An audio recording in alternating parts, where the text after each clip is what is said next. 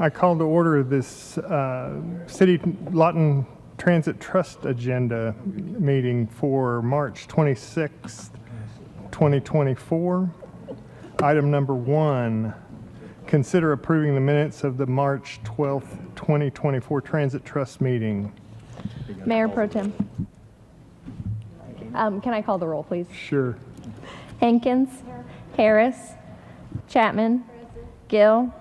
Yes. Hampton. Here. Uyghur. Williams. Present. Warren. Present.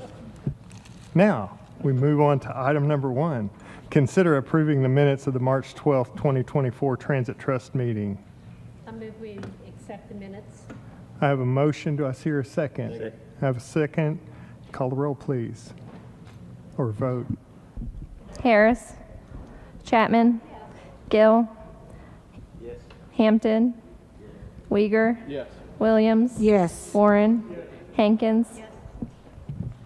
Item number 2, consider approving a resolution approving the certificates and assurances required under Master Agreement FTA MAP 30 between the City Transit Trust and the Federal Transit Administration, the federal fiscal year 2024, and authorize the chairman and secretary to execute the same.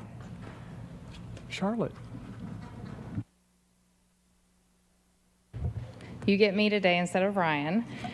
So this is our normal annual certifications and assurances that we have to have signed for the chairman. We do this every year, and this is just to maintain our agreement with FTA so that we can continue getting funding.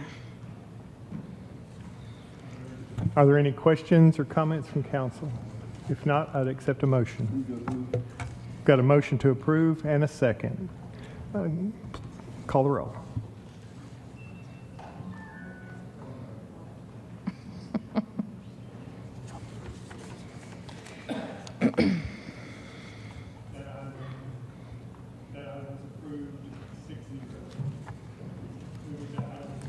Moving to item number 3. Consider approving resolution number 2024- to be filled in later, approving the City Transit Trust Procurement Manual 2024 for the acquisition of goods and services for the Lawton Area Transit System. Charlotte. So this is just a small update for our procurement manual.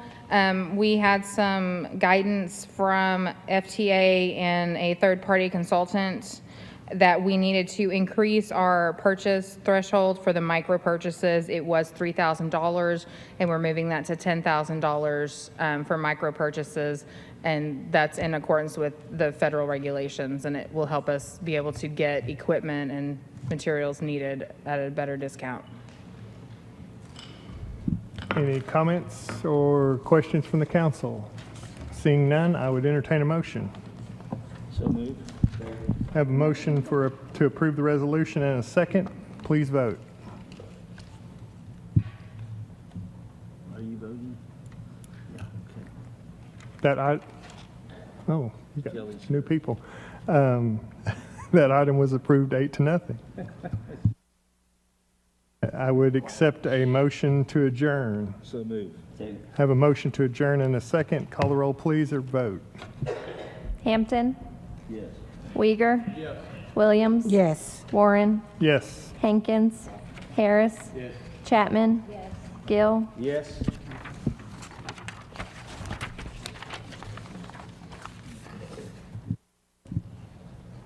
Brings us to do we have to call a timeout? Just a breather. Good to go? Okay. At this time, I'd call to order the Lawton City Council meeting for Tuesday, March 26th, 2024. Please stand for the invocation by Minister Winona Alberti and remain standing for the Pledge of Allegiance.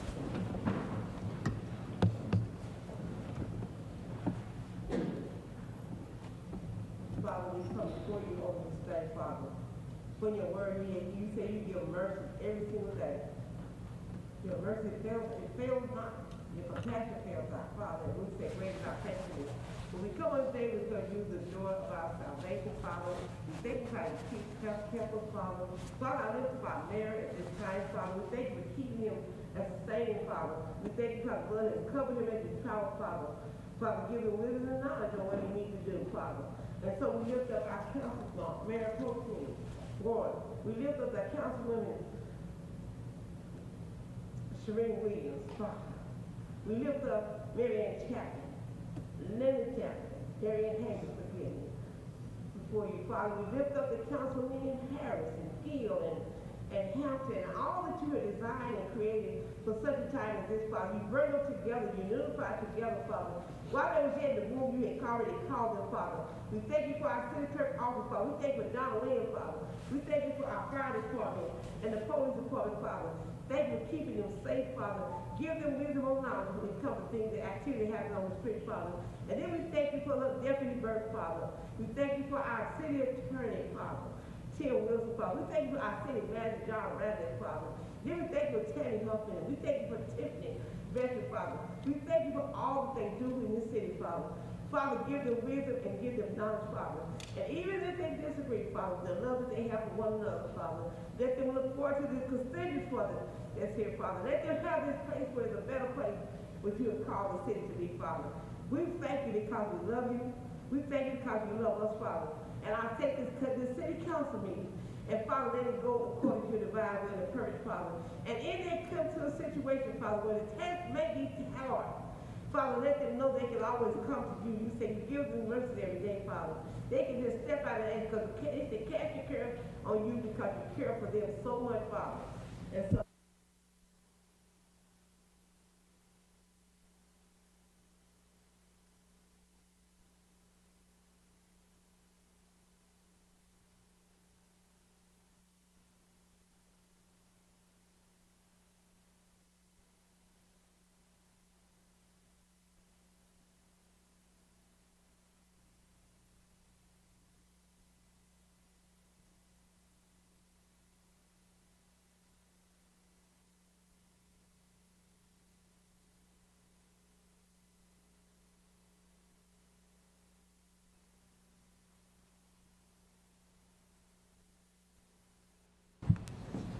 At this time, the city manager is going to present the Employee Spotlight Award.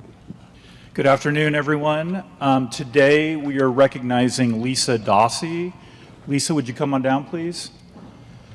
Lisa is our workforce administrator, and she recently put together some training that was for federal and state grant training, and we were able to send one member of each department to attend this 6-day training. And the instructor came down from OSU and OKC, and so there was a lot of logistics that had to be worked out. And Lisa actually made a meal, I understand, for the group. Indian tacos that I heard were pretty good. I'm upset that I didn't get one, but I guess I'll have to go to the training next time, right? So we want to recognize Lisa for putting that all together and getting us that training, so we're going to be able to go after grant dollars a little bit more aggressively in the future. So thank you, Lisa.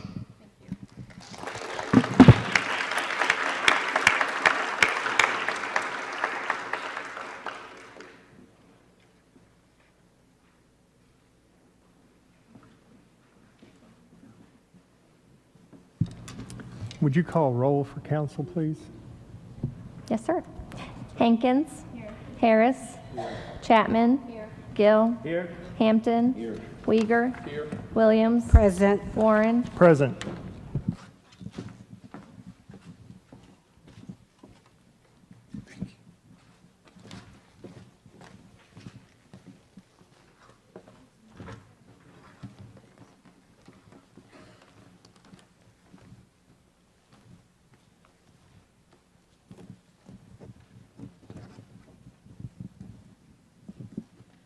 I've got a proclamation here for National Women's History Month. Is there anyone here that would like to have this presented to them?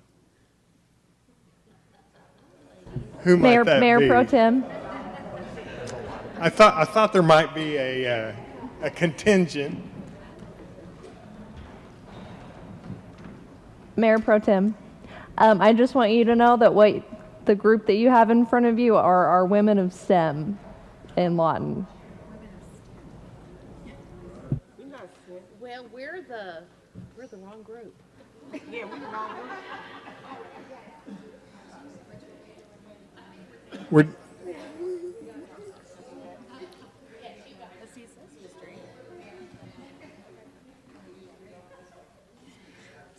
come on in. Whereas throughout history, women have played pivotal roles in shaping the fabric of our society, contributing to achievements in various fields and championing causes for equality and justice, and women of diverse backgrounds, cultures, and experiences have made significant and enduring contributions to the progress and prosperity of our nation, often in the face of adversary and discrimination. And whereas the observance of Women's History Month provides an opportunity to recognize and celebrate the countless achievements and accomplishments of women, both past and present, while acknowledging the challenges they have overcome and the barriers they continue to break. And whereas it is essential to honor the trailblazing women who have paved the way for future generations, inspiring others to pursue their dreams and make positive impacts on their communities and the world at large. And whereas the empowerment of women and the promotion of gender equality are fundamental principles that contribute to more inclusive, equitable, and just society for all. Whereas despite these contributions, the role of women in history has been consistently overlooked and undervalued in the literature, teaching, and study of American history. Women have historically played vital roles in creating and building the city of Lawton and continue to be active members of the community today. And whereas we proudly recognize the current generation of women in STEM are authoring the next chapter of women's history, setting the path for future generations of young ladies to pursue careers in aeronautics, computer science, and engineering, which are all previously male-dominated fields of study. And whereas the City of Lawton recognizes the contributions of women from all ethnicities, while also acknowledging that not every group story has and is the same. Now, therefore, I, Stan Booker, Mayor, City of Lawton, with pride do hereby proclaim March 2024 as National Women's History Month.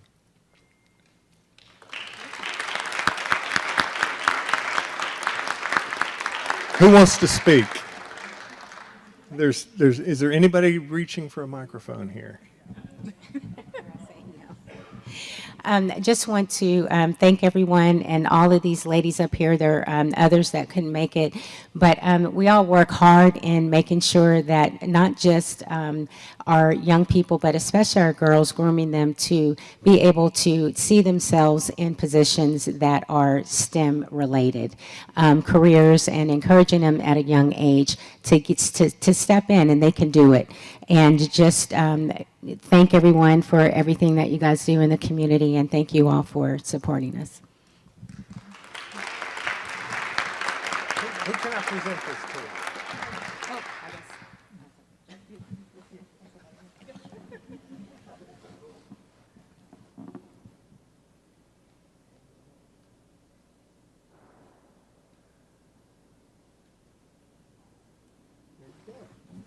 Thank y'all very much. We really appreciate everything that you do for the community. Thank you very much.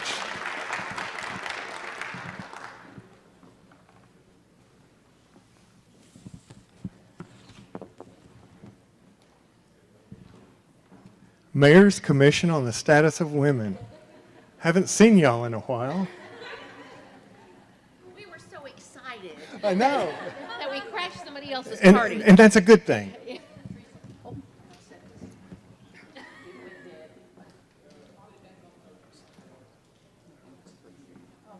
I don't care. I got nothing to hide.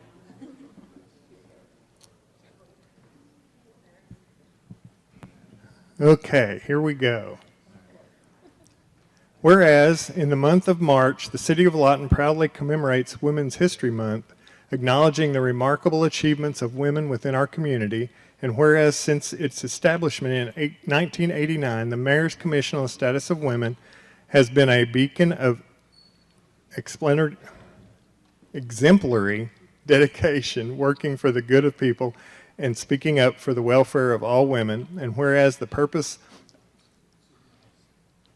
of Women's Commission, the Mayor's Commission on the Status of Women is to identify problems faced by women in the Lawton Fort Sill community, advise the mayor and city council on these problems, and seek remedies for these problems, thus embodying their commitment to fostering positive change. And whereas the unwavering commitment to community welfare is evident in their individual efforts as they passionately advocate for women veterans, survivors of abuse, victims of sexual violence, and special needs students and children in Lawton facing food insecurity. And whereas the Mayor's Commission on the Status of Women collaborates with MITE CDRC to provide essential resources, including clothing and personal supplies, to support the clothes closet serving Comanche County. And whereas the Commission utilizes its platform to uplift and honor the citizens of our community, recognizing and celebrating the selfless contributions of the citizens of the month for their volunteerism and honoring the outstanding women of Comanche County. Therefore, through the prestigious Mattie Beal Women of the Year Award. Now, therefore, I, Stanley Booker, Mayor, City of Lawton, do here proclaim the Mayor's Commission on the Status of Women as Citizen of the Month for March 2024 and commend them for their many contributions and unselfish commitment to the progress of women in this community. On behalf of the City of Lawton, thank you for setting an inspirational example for others to emulate and for rising the level of some kind of wonderful. Man, I wondered when I was going to get to say that. Who would like to speak? Thank you, and to the other ladies, we're so sorry for crashing your party. We were just so excited, but it's our honor, I think I can speak for all of us, it's our honor to serve as advocates for women of all walks of life on this commission, and we just want to keep doing good work, and we thank you for the opportunities that you've given us, and thank you for this honor. We thank you all very much. Is there anybody else who'd like to speak? But we do thank you. Thank you.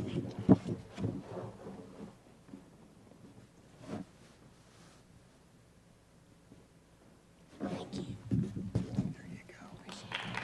Thank y'all. Thank you. Y'all have a good day.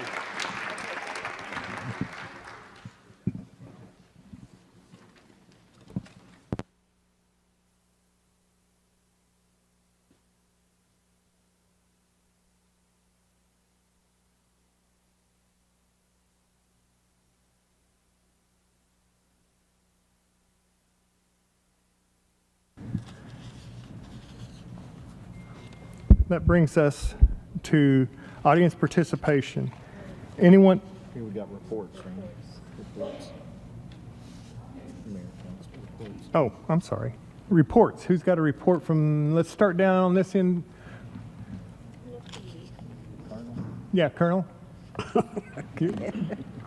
I'd just like to say our next Ward 7 constituent meeting will be April the 18th at the current, I'm sorry, I'm a retired colonel. What he said, Colonel, go ahead. I wish I was a retired colonel. No, just good to be back after being gone for the last couple weeks. I'm glad that we're moving in the springtime. Look forward to all the great events here for the community in the spring and the summer. Now over to the wonderful Colonel. Sorry about that. Okay, I'd just like to say our next, for Ward 7 constituents, I will be having a meeting with you all April the 18th this year. That's on a Thursday evening to be at the Leslie Powell Gallery. That is 620 Southwest D Avenue, and it will be from 5:30 to 6:30, and refreshments will be served. If you would please come with written questions. I would like the questions or concerns you have to be written out, please. That's all I have. Thank you, Mayor. Like a repeating record, I guess, Farmers Market, of course.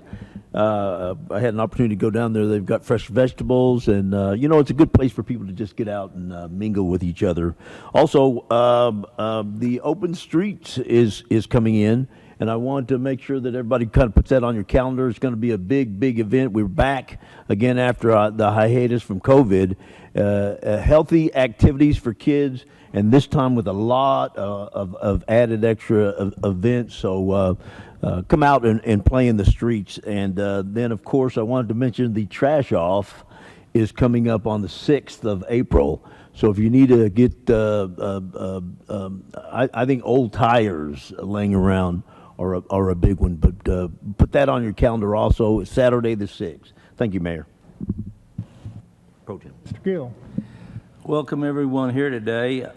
Bring you up to date on the 10 wins for the citizens of Lawton, which was started by Mayor Booker. Program is progressing well and ahead of schedule. First 10 streets are history. They're all in. Hope everyone's enjoying those. We've signed a contract on the next 15, and they'll be starting within the next week to 10 days. Program's doing real good. Thank you. Thank you, Mayor Pro Tem. My neighborhood watch for Meadowbrook Hines was last night, and thank you very much, Chief Smith, for being our speaker. We really appreciated you being there. Next Tuesday, April the 2nd, will be a neighborhood watch for the country club area. It will be held at Mite at 5 o'clock on next Tuesday. So I hope people who live in that area will come. We're still in the process of organizing. So I hope that we do have a good group next week. Mr. Harris. Mr. Mayor. Yes, I want to just wish everybody a happy Easter coming up. I hope your holidays are good. And I want to say that the new committee formed by the council on homelessness will be meeting as soon as it's legally possible. We have several great ideas, but we're going to be working with many of the agencies that are already working in town on this issue, trying to improve access and to find solutions to help with the problem that seems to be growing in our town. So we have a lot of good ideas. Looking forward to working on that committee with my fellow councilmen. Yes, ma'am. I was going to say, when you're thinking about what the city's doing or not doing, it might be a good idea to think about the positive things. I had a phone call this morning, and there weren't many comments about what's getting done. Streets are getting done, sidewalks are getting done, a committee on homelessness, youth sports is focusing in, and I just can't imagine missing those things that are being done that are positive.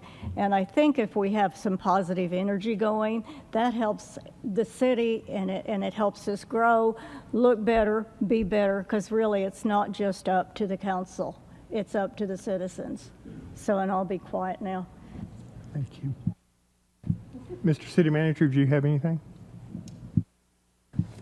That being said, now we go to audience participation.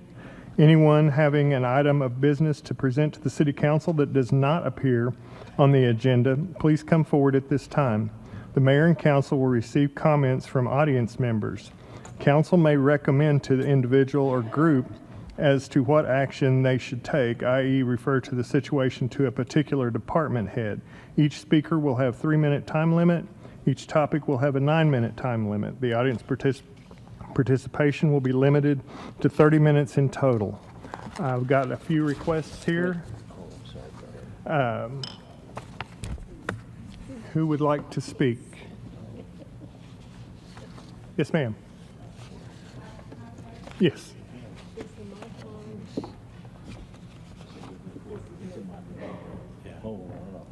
We'll just need your name and address.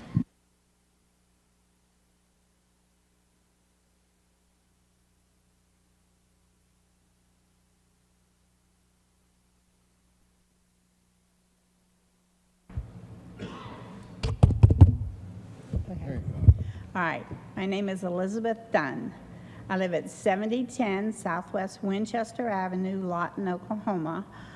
I live in Eisenhower Village. We've had a lot of vandalism going on in our neighborhood.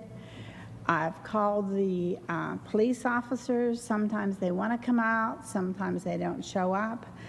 Just last week, I've had $1,000 worth of the windows and storm doors in my house alone shot out with BB guns.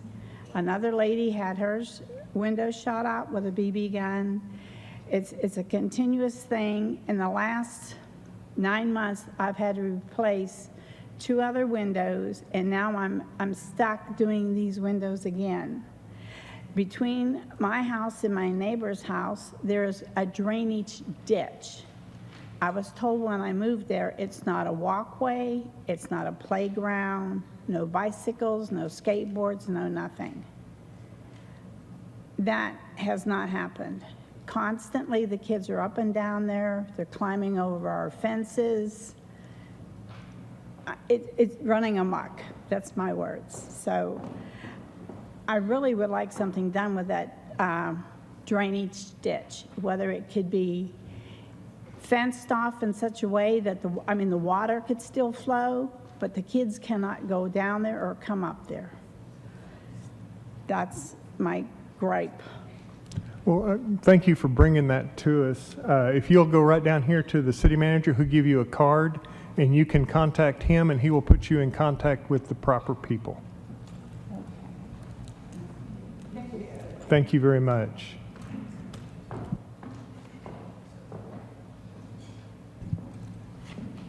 Is there, yes, ma'am. Good afternoon. My name is Geneva Hadley. I'm from Fletcher. And this message was for Mayor Booker, but he's not in attendance, so I want to give this message to this board. And it's no secret that we at Westwind Resistance are opposed to the refinery being built. No matter which side you land on, one thing we can all agree on is that we want the truth to prevail. Well, the truth is that Mayor Booker guaranteed us a layer of transparency that he has yet to deliver.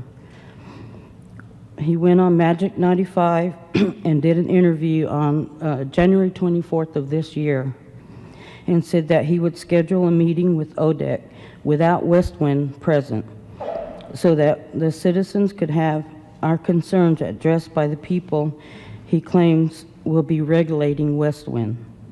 Why has there no meeting been scheduled with ODEC to this date? And if this board could hold your mayor accountable to this request, we would be grateful. Thank you.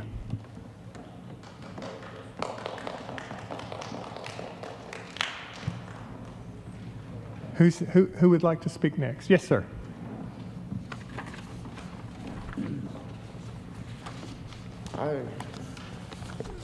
Hello.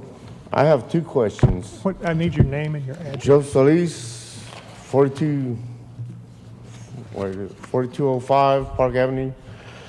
My first question is Lee on the side of 38th, 52nd, or 57th, is that going to be one of the streets that are going to be repaved?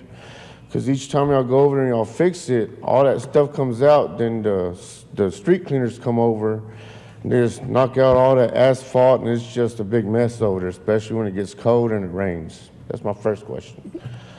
My second question is that elementary school over on J and 27th, when they're letting out, all those teachers and those parents stay in the street, and that's that 4-way stop. No one could pass because it's only a 2-way lane, right? They got that church, and no one uses the church to pick up the children. That's dangerous for the children, I believe. Can we change that as the city council, to make them go to that church or somewhere else? Because it's easier to go to the Comanche Funeral Home to bypass all that traffic because those parents are waiting for their kids, and they're waiting for their kids on the street, on the curb. And that's not safe. That's just what I think. That's my questions. Sir, if you'll get with the city manager, he'll give you a card, And he can put you in contact with the right department heads to discuss that All with. right, thank you. Okay, thank you.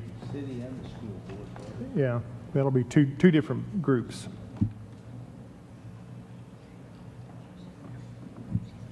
Yes, ma'am. Just need your name and address. Hello, good afternoon. My name is Susan Secor. I live at 1609 Southwest Sandra Circle. That's in Boyles Landing, directly behind Southwestern Hospital. We've lived there for 24 years, and we've complained and asked and requested that the loop, Mattie Boyles Landing Road, that both meet Lee Boulevard, it makes a horseshoe behind the hospital, be paved, fixed, repaired, replaced. Nothing has ever happened in 24 years. Been to the roads division. It's on the list. It's on the list. Could we please move it up on the list? That's all I'm requesting.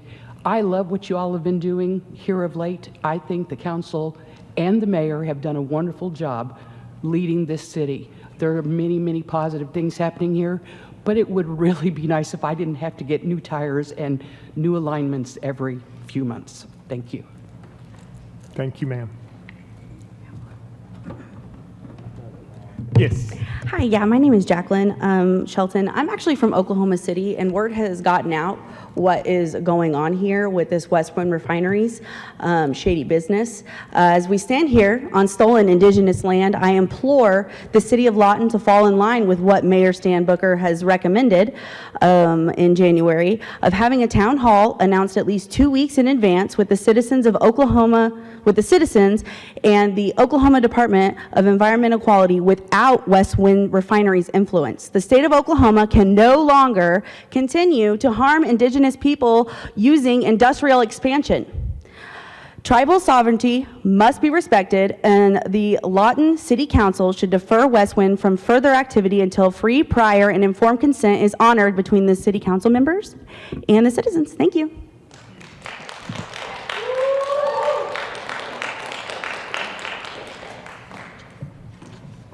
Yes, ma'am. Hello, my name is Kenny Shelton. I'm also from Oklahoma City, and I am also here to echo the demands of Westwind resistance and encourage the city of Lawton to follow through on Mayor Booker's suggestion to have a town hall with the Oklahoma Department of Environmental Quality without Westwind elements before any approval is made. It is imperative to ensure due diligence without Westwind elements influence. We cannot continue to negatively and harmfully impact Indigenous people with industrial expansion. Thank you for your time. Thank you.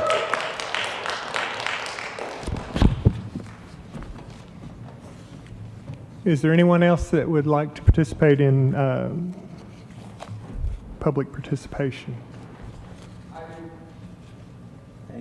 Come forward, please.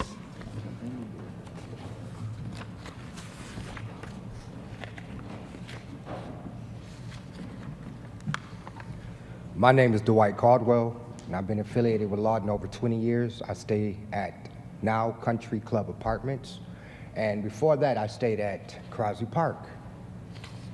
How many of y'all know what it feels like to go a whole summer with no AC or heat?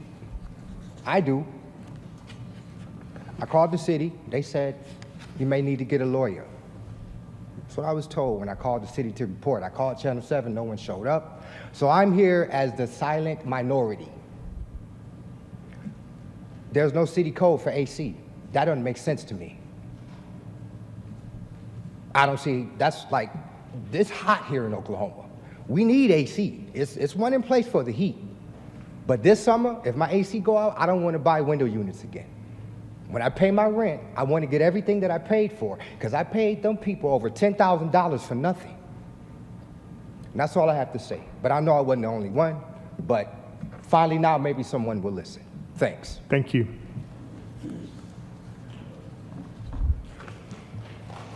Anyone else?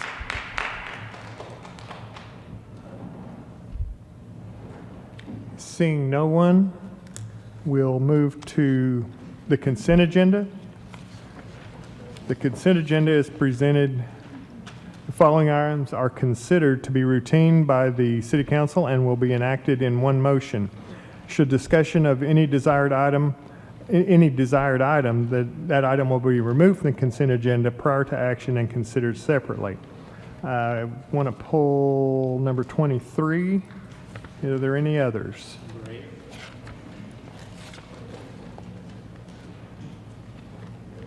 We got 8 and 23. Are there any down here? I would accept a motion to exclude 8 and 23. I have a motion and a second to approve the consent agenda with the exceptions of items number 8 and 23. Call a roll or let's vote.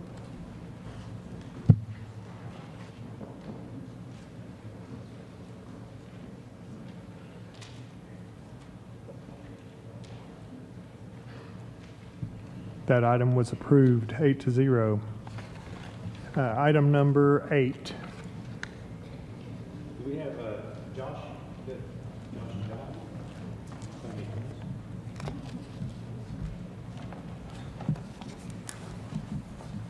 I talked to Josh a little earlier today. Josh, we talked a little bit about the changes in the pricing for these contractors as what we paid previously. It was a significant increase. Would you please explain that? Right. So we got one contractor that went out for rebid to, make more money than what they were before, which was about an extra $20 or so. We also have a new contractor trying to come in as well with a bid of $120. That's what the difference is on those. The difference between the $120 an hour and what we were paying last year is how much? Well, the one that we were doing last year was 65, and then it's going to be 85 now. The 120 is a new contractor. So, trying to do my grade school math here. $45 an hour difference from what the next lowest bidder is, and $65 an hour difference from what it was last year. Correct. And I saw that you recommended that, so I'm assuming we're taking into account their cost increases, dump fees, et cetera. Gasoline has gone up, all of that stuff, correct? Yes, sir. Thank you. No problem. Any other questions or comments about this item? If not, I would accept a motion. Make that motion. I have a motion. Do I hear a second? I have a motion and a second. Please vote.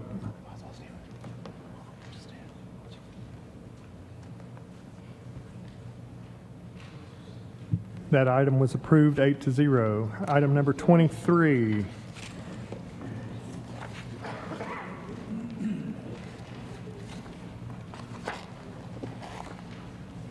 Consider approving appointments to boards and commission. Yes, ma'am. Yes, Mayor Pro Tem. Excuse me. I've had opportunity to be guest at several committees, meetings, and so two of them in particular. One is the Lawton Metropolitan Area Airport Authority.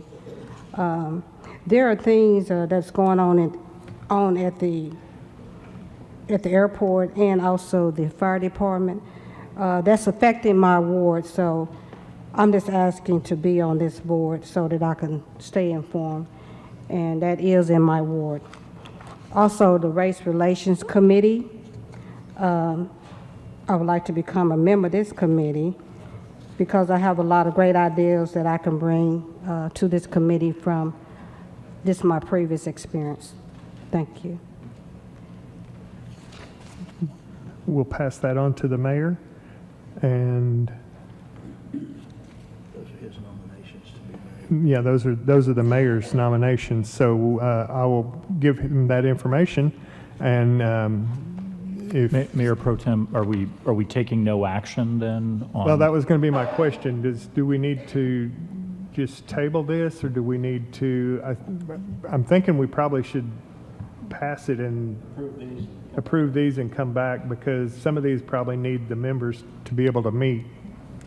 So I would accept the motion. I mean, that's up to y'all. So moved. I've got a motion to approve and a second. Please vote.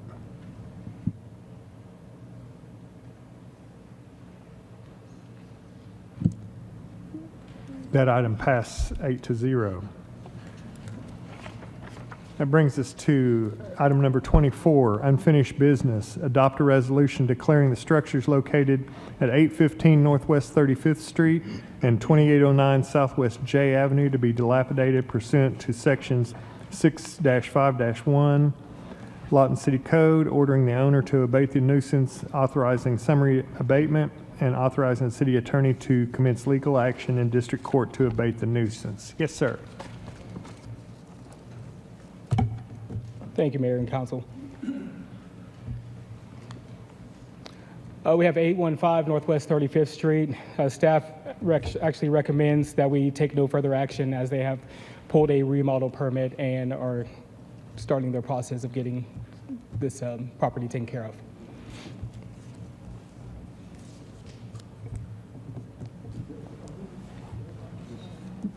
Could you repeat that, please? Yes, so the staff recommends that we take no further action on this property as they have pulled a permit to remodel the property.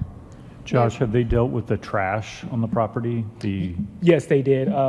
Actually, there's our current pictures that has been boarded up since then as well as that trash besides the caution tape that's on the ground. Mayor Pro Tem, we tabled this a month or so ago, and because they have picked up the permits, I think that we need to go along with what they're saying with no action. That would bring us to this. Do I need a vote on that? No, it'll just die. That'll bring us to 2809 Southwest J Avenue. All right, 2809 Southwest J. Just like last time, we've had inactive utilities. This is going to be an older photo of when I first brought this to council. As of today, there has still been no permits pulled on this property. That part of the roof has been torn down, as I said, with no permits pulled on here. We can tell that the roof part of that property is gone. It's still there in the back. And the other side of the house as well just shows that ever since that part of that roofing was down, nothing else was done on the property.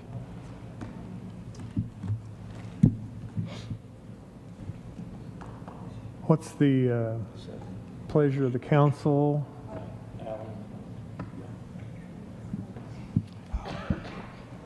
Yeah, I move to approve a resolution declaring the structures on this property a dilapidated public nuisance and authorize abatement thereof as set forth in the resolution. I have a motion and a second. Please vote.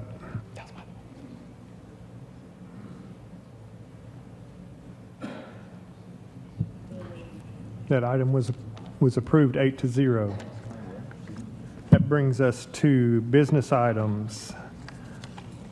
Item number 25, hold a public hearing and adopt a resolution declaring the structures located at 206 Southwest Park Avenue, 305 Southwest Jefferson, 606 Northwest 63rd Street, 1406 Northwest Williams Avenue, 1411 Northwest Kingsbury Avenue, 1505 Southwest Oklahoma Avenue, 1505 Southwest Texas Avenue, 1507 Southwest Dr. Charles W. Whitlow Avenue, 1512 Southwest Oklahoma Avenue, 1614 Southwest Jefferson Avenue, 1711 Southwest 12th Street, 1809 Southwest 7th Street, 1816 Southwest Jefferson Avenue, 2004 Southwest Dr. Charles W. Whitlow Avenue, to be dilapidated pursuant to Section 6-5-1 Lawton City Code, ordering the owner to abate the nuisance, authorizing summary abatement,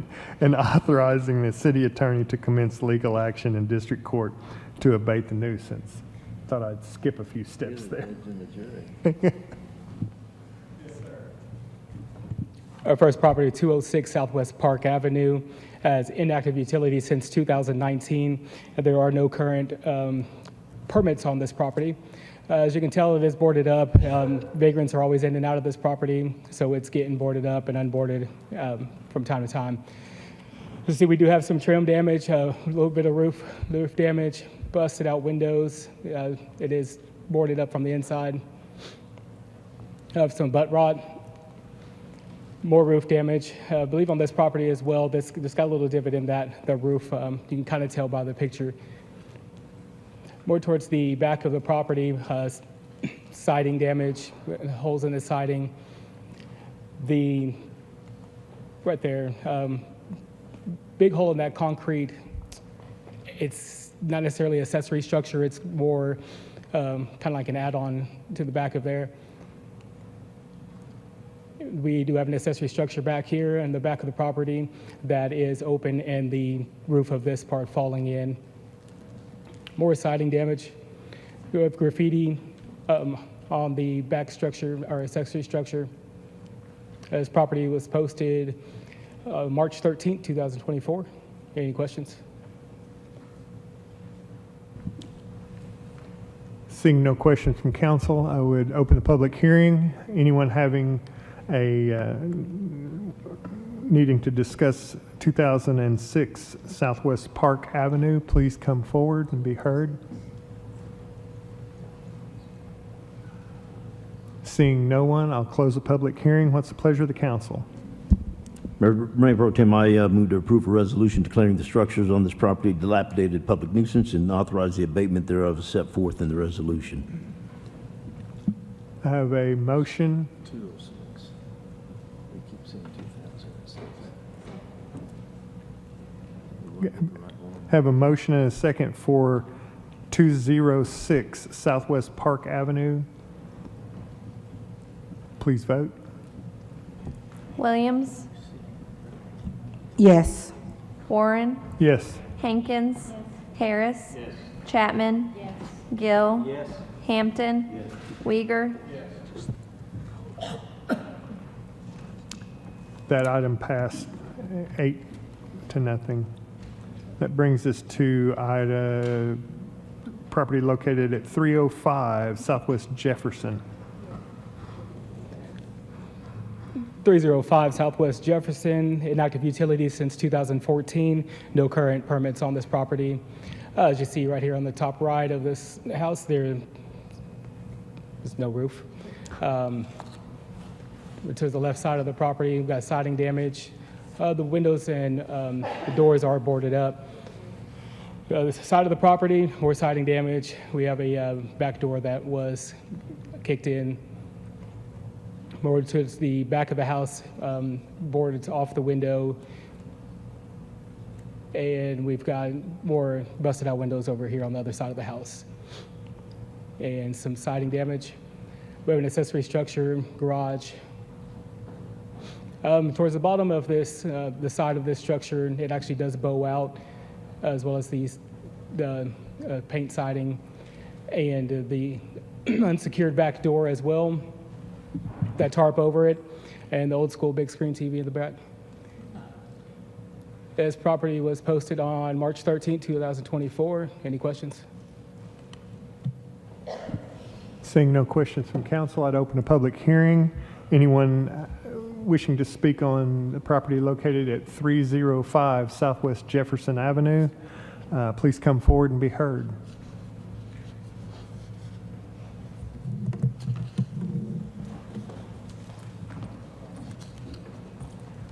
Just need your name and address. Jordan 4406 Northwest Denver Avenue. I just want to express grievance on the lack of accountability with West Wind parts of the agenda. And you're out of order. No, you're out of order. You're out of order. No, sir. And I would also like to express grievance. You will cease and desist. I would also like or you will be removed. Can I complete my grievance, please? No.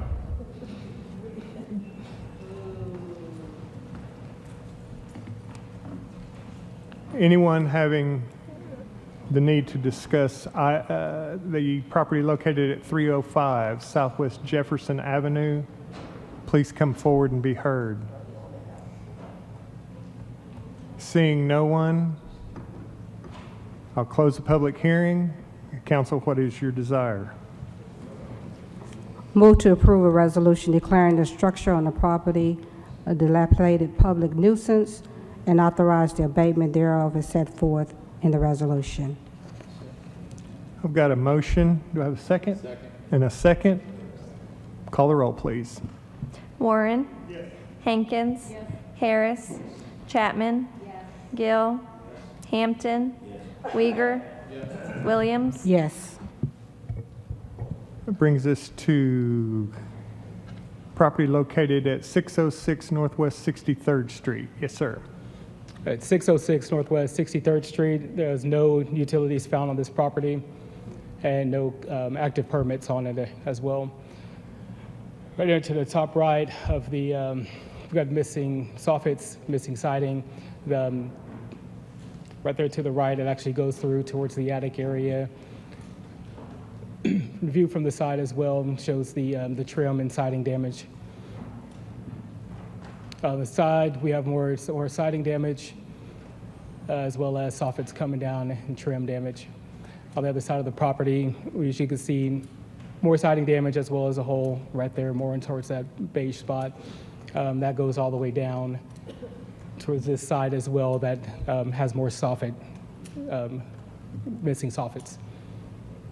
More towards the back of the property, we're looking at more siding damage. Excuse me.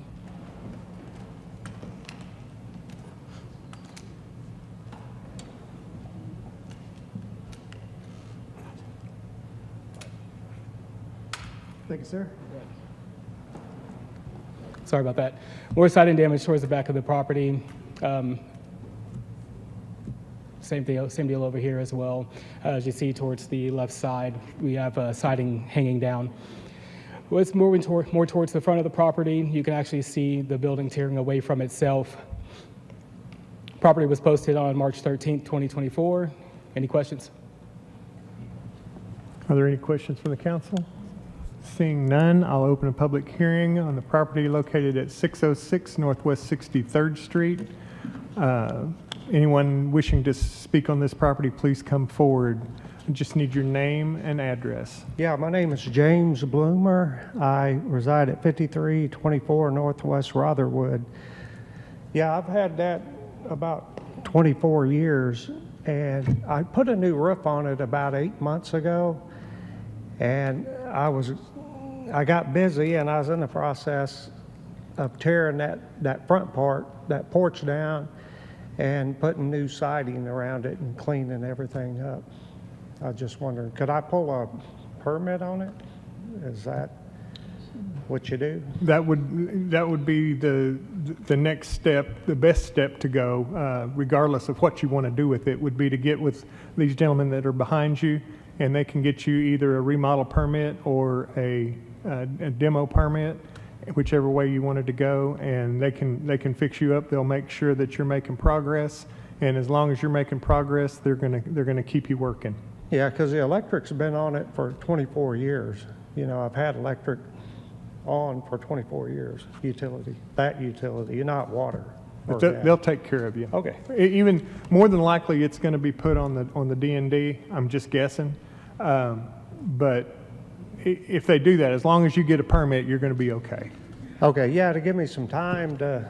Yeah, okay, as long as you make progress, they're going to let you work. Because I keep it mowed and everything, and I know I let it go last several years. So all right, thank you.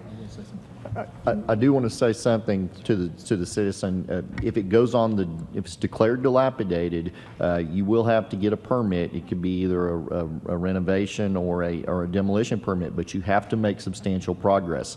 If you don't make substantial progress, the city would proceed with demolition. So I understand what Mayor Pro Tem's saying, but it's not, I pull a permit and then I don't have to do anything. You have to make, Right. Yes. Yeah, okay. because I've been meaning, I needed to. I used to keep up with it pretty good, but I kind of let it go. I'm going to get a dumpster out there and, clean all that up and start there. I'm going to tear that front down, wrap it up and all that. Okay, I appreciate it. Is there anyone else that would like to speak on this property? Okay. Seeing no one, I'll close the public hearing. What's the pleasure of the council? Somebody make Mayor Pro Temp, I move to approve the resolution declaring the structure on the property dilapidated public nuisance and authorize the abatement thereof as set forth in the resolution.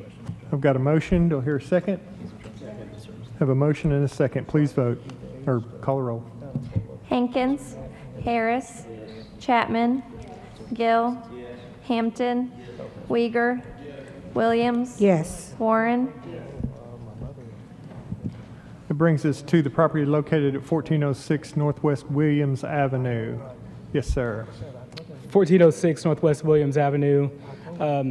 Utilities inactive since 2019. We have an unknown fire date on here. We couldn't figure that one out. With this property, the owner had actually called me late last week and was asking for an extension or if this could be brought back later. I told her that it would be up to you guys on that. She was unable to make it due to health reasons. But as you can see, there's no ceiling. You see the daylight that comes from the roof vent. And then you want to see some So, but move to the back of the building. We're looking at busted out windows. You can see some smoke damage, some smoke damage coming from the other vent. More busted out windows. Siding damage. More secured windows.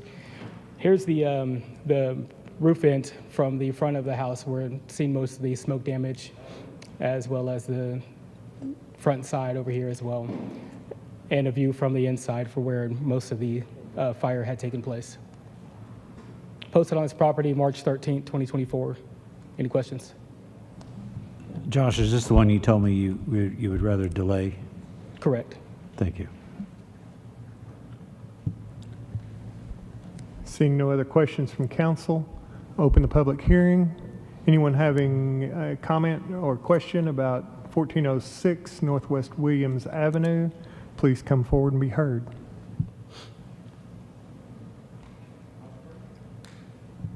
Seeing no one, I'll close the public hearing. What's the pleasure of the council? Josh, how long do you want to just go to 2 weeks or 2 meetings from now, or how long do you want to go? Yeah, she had asked if we could bring it back to the April meeting. The first April meeting or second? The second. Second April meeting. Mr. Mayor Pro Tem, I move that we table this to the second meeting in April. Second that. I have a motion and a second to table this item. Call the roll, please.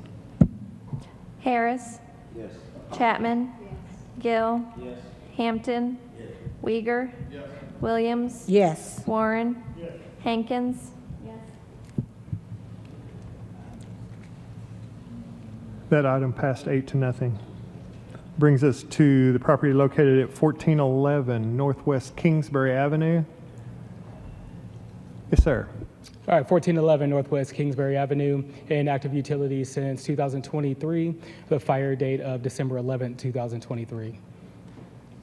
Right here we have the front porch cover, missing soffits on there, or ceiling cover. Gutters hanging down, and we've got some trim damage. It shows just a different view of that front covering. With siding damage, more trim damage as well, and we'll turn to the back of the property. That's the back door of the property with a drive-through window. All right, this is going to be on the other back door of the property. As you see, we have the bottom of the door rotted away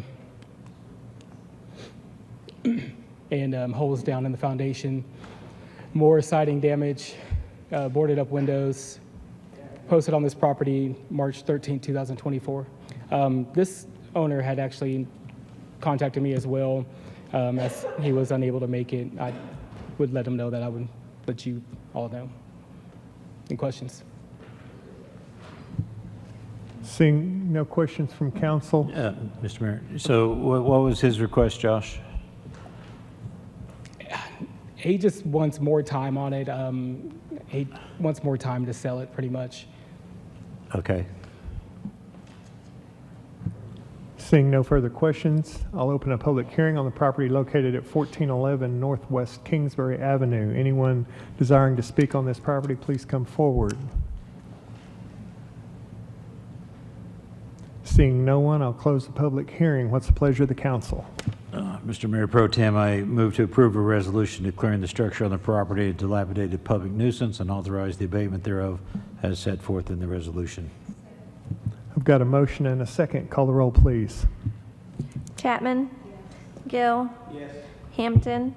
Uyghur? Williams? Yes. Warren? Hankins? Harris?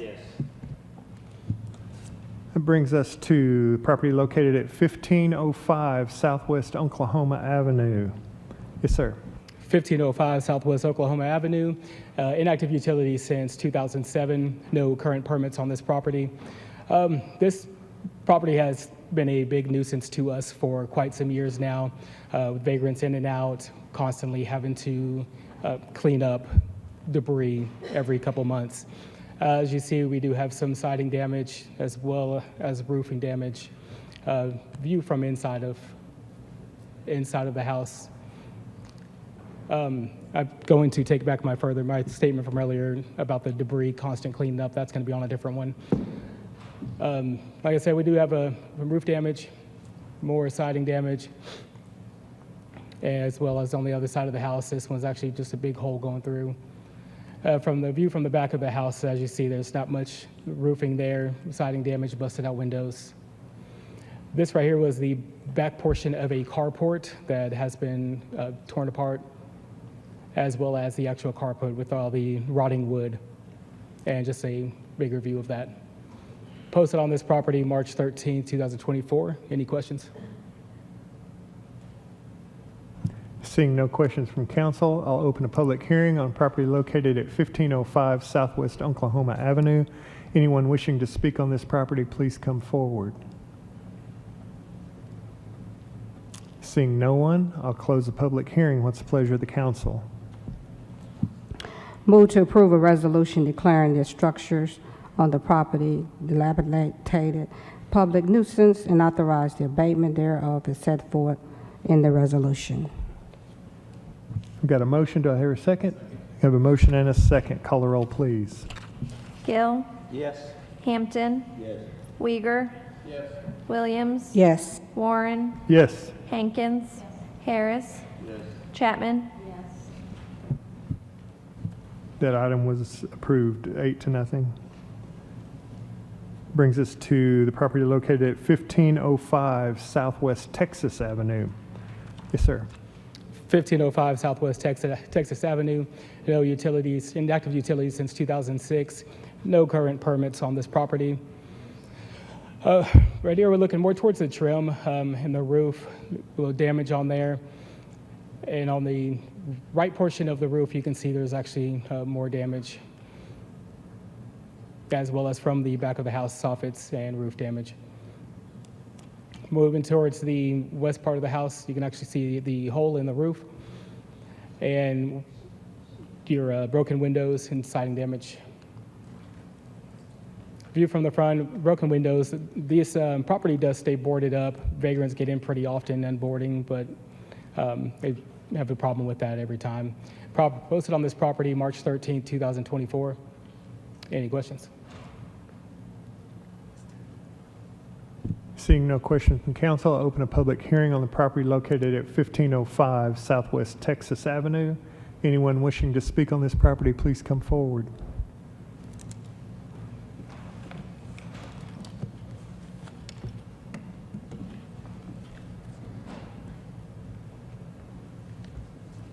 Yes, ma'am. Just need your name and address. My name is Sherry Carroll. I live at 4710 Meeting Circle. We were planning on tearing the house down. We'll never live in Lawton View again, so we're going to tear it down. Okay, and you understand about the getting a demo permit? Okay, and just be sure and get with this gentleman behind you, and they'll get you fixed up. Okay. Okay, thank you.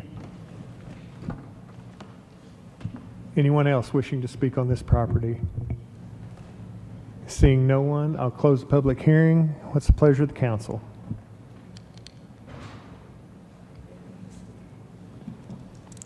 Does it still need to go on D&D list? Okay. All right. Thank you. Move to approve a resolution declaring the structures on the property a dilapidated public nuisance and authorize the abatement thereof as set forth in the resolution. Got a motion to hear a second? Second. Have a motion and a second. Call the roll, please. Hampton? Weiger. Williams. Yes. Warren. Hankins. Harris. Chapman. Gill. That item passes 8-0. That brings us to the property located at 1507 Southwest Dr. Charles W. Whitlow Avenue. Yes, sir. All right, 1507 Southwest Dr. Charles Whitlow, inactive utility since 2016, no current permits on this property. Well, this picture right here, you can't see it too well, the sun, but there is no front door on here.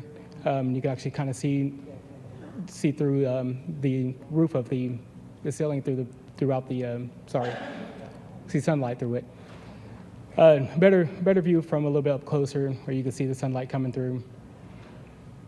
Skirting damage all throughout around this residence, as well as trim and roofing. Busted windows, boarded up, but still enough room for vagrants to enter. As I stated, no skirting throughout. Sorry about that. Backside as well, without the skirting.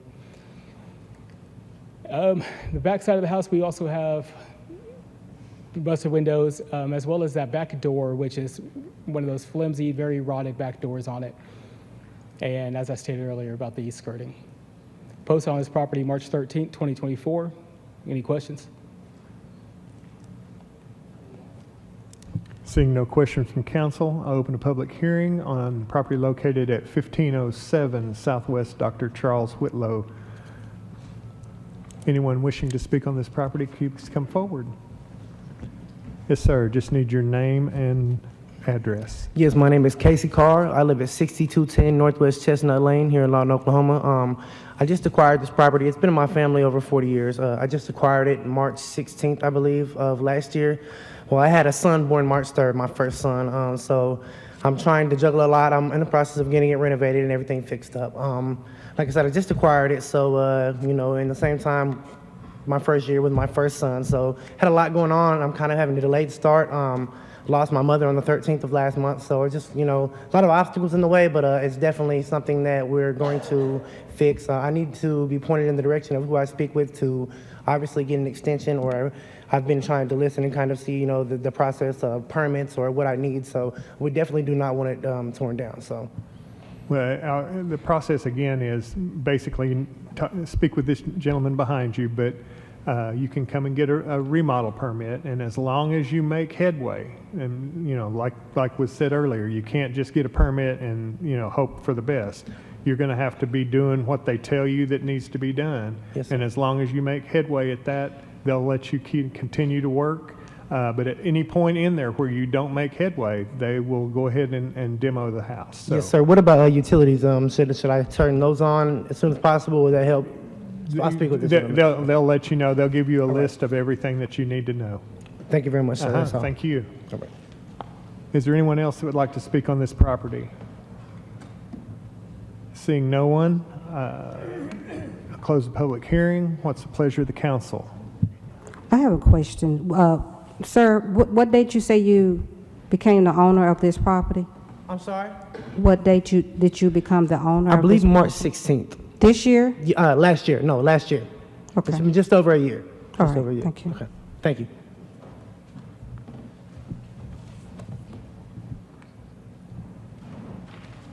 What's the pleasure?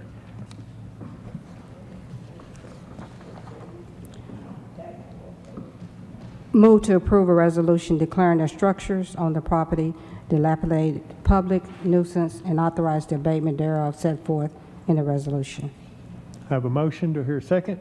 Have a second. Call a roll, please. Weiger. Williams. Yes. Warren. Hankins. Harris. Chapman. Gill. Hampton. That item passed 8-0. Brings us to the property located at 1512 Southwest Oklahoma Avenue. Yes, sir. All right, 1512 Southwest Oklahoma Avenue. This is going to be the property that I was speaking on earlier, not 1505. Constant vagrants in and out, always having to clean up this property, just anything and everything. No inactive utility since 2023. No current permits on this property. Right above this side door, we do have trim damage, as well as that I guess you'd say, the awning coming over the side door is torn apart as well. Siding damage over here. We'll move to the, this is going to be the kind of garage carport area, as that door has been ripped off and just placed against the wall. We'll turn to the side of the back of the building, more siding damage, as well as just a further outlook, more siding damage. Back of the house, we've got siding damage over here as well as over here on the left side, no bigger holes, busted out windows. That's another view of that back side. More towards the other side of the house, siding damage. Right here on the corner of the front of the house, as you see, that's a big hole right there, as well as more siding damage. Posted on this property March 13, 2024. Okay, any questions? Seeing no questions from council, I'll open a public hearing on property located at 1512 Southwest Oklahoma Avenue. Anyone having? I'm sorry, I do have a question for him. Yes, ma'am. I think I've seen this on the list before. Have they got an extension before? I don't believe so. It's been on quite a few lists to be looked at, but never brought to council, I don't believe. I will say that there's multiple properties in that general area that look just like that. That they're that long. Especially on Oklahoma, we've torn down Yeah. quite a few already from on just Oklahoma. It's by itself. Have the carport and the whole bit. They look just like that. Any other questions? Mr. Mayor. Josh, what happens after we tear one down? And I'm assuming that they don't pay the lien. What then happens to the property? I mean, go for it. What you got? Sorry. So after we tear down the property, we send off a lien to the county. They have 3 years to pay the lien. If they do not pay it within the timeline that the county has, the property itself will go to a county tax sale. The county will seize the property, and then they will resell it during a county tax sale. So do they go to the normal procedure where the first tax sale is you got to pay the lien, and then the commissioner sale? If that didn't sell then the commissioner sale, we wipe out the lien? Is that the process, still the process? No, sir. We still have the lien on the property where they're supposed to pay. So when they do the county tax sale, they are told that there is a active lien on this property during the county tax sale, and the person that purchased it from the county pays the lien. But Councilman Harris, at the commissioner sale, if it doesn't sell at the tax sale and it goes to the commissioner sale, there's no, our taxes are not collected. Right. Yeah. But we are now getting the tax sale funds, which we didn't get for a while. Yes, for years we weren't certifying those liens, and if they're not certified, the county treasurer is not on notice that they need to be collected. So we are now. Good deal. Okay. No further questions on this property? I'm sorry, I did have a question. Okay, so if it goes on the D&D list and city end up tearing it down, the citizen still owns the land itself. Correct. It's like they were saying, until they don't go paying their taxes. Sorry. Okay, I'm clear. Yeah. So I'm clear. And then it's still going to be their property, but once it ends up going to county, then the county is going to take ownership of it, and that's where they were saying selling it at different county sales. Yeah, I would add that a lot of these properties are distressed already from the standpoint that they have liens and other people have rights to the home. So once these houses get to this point to where we as a city have to deal with them, then they have IRS liens, they have liens by banks, and they're not as we would call it clean property.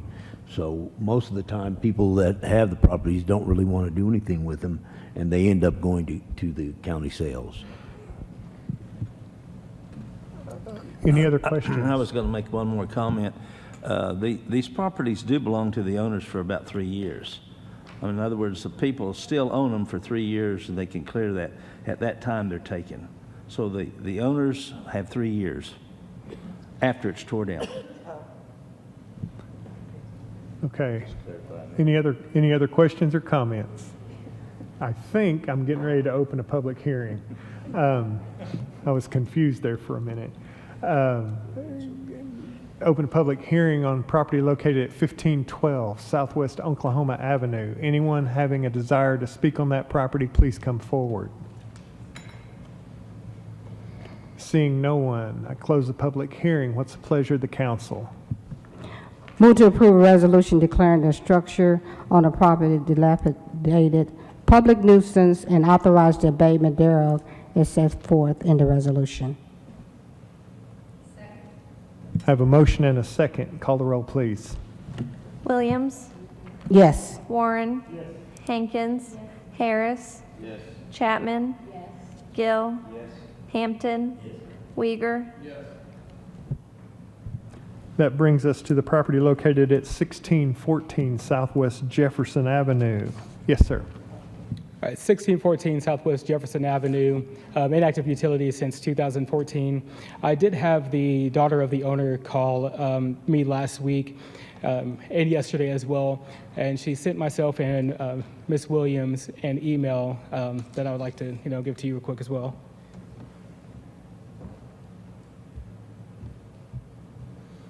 Pretty much what it is a testimony on why they would not like, or they would rather not have the building torn down. They were not able to make it today. They were just either that or just asking for more time. Mayor Pro Tem, can either you or someone else read it for the record? I can read it. I have a. Okay. They asked I to read it. It says it's attention to the D&D unit to me. It says, good morning, my name is Lormita Baker Bevins. I am the sole surviving child of Louis Baker, who passed in 1989. Although I grew up in Lawton at the time of my father's death, I was not allowed to be an administrator for his estate. I was not then a resident of Oklahoma. The estate was overseen by the two others assigned as administrators. I assisted by paying taxes on the property and paying for regular lawn care. In the ensuing years, however, the assigned administrators were afflicted by ill health and have since passed. Since 1989, 1614 Southwest Jefferson has periodically been occupied by family members as well as HUD Section 8 recipients. And although the house has now fallen into disrepair, there has been interest in acquiring and renovating the property by ministers and individuals who have grown up in the Lawton View community and been touched by the life of Louis Baker. Deacon Louis Baker was a civil rights pioneer where impact and influence on Lawton View, and in fact, the city of Lawton is incalculable. His work with St. Elmo's Baptist Church, Union Baptist Church, and the New Zion Baptist Church are well noted, but it is in his powerful work as president of Lawton's NAACP that gives the home he built at 1614 Southwest Jefferson Avenue deep historical significance. It was at that home that he held many key meetings, sitting at the very kitchen table with Pastor N.H. Jones, discussing how to secure civil rights for his beloved Lawton View community and minorities of the city as a whole. It was there that they planned and led the successful execution of sit-ins to desegregate the Lawton Fort Sill bus station with its white-only water fountains, sit-ins to desegregate the 5 and 10 Woolworths in downtown Lawton, and the desegregation of Lawton High School and many other schools and families. For these compelling reasons, I respectfully request to be allowed a minimum of 90 days in order to pursue needed action to stabilize the property, bring it back to productive use, and solidify a final agreement for its disposition in a manner that honors the legacy of this kind man and stands as a historic testimony of his service to Lawton View. Thank you for your consideration of this request. I am grateful for the kind assistance of the D&D staff, as well as the office of the Honorable Councilwoman Shireen L. Williams, Ward 7. Sincerely, Lamita Baker Bivens. Okay. That said, I think we need to probably speak to our city attorney and find out if we're going to hold this over, we need to know ahead of time the proper way to do that, because we don't want to waste a public hearing. Right, so there's two ways really you could do it. I mean, you could open the public hearing and then see if anyone's here who wants to speak on this. If not, don't close the public hearing and then make a motion to continue the public hearing 90 days. You can do it that way. Or we've had a couple earlier today where we've had the public hearing and Josh has indicated there's people who want to be here that can't, a homeowner, and we did close the public hearing on that one, but we tabled that one to, I think, the second meeting in April. And then at the second meeting in April, if that person's here and the council still wants to hear from them, it's not a public hearing. That would be at the discretion of the council. So you can really do it either way. If you prefer to keep the public hearing open, then you could open it, see who's here, and then and if no one's here, if you want to continue it, just don't close it and make the motion to continue it. But either way is fine. I think that's probably the most expedient. Mayor Pro Tem, I think though if we close the public hearing, we have to renotice, correct? Okay, so I'm gonna open the public hearing, and anyone having the desire to speak on 1614 Southwest Jefferson, please come forward at this time. Seeing no one, I would accept a motion to continue this hearing until a meeting 90 days from today, which is going to put us, somebody got a calendar?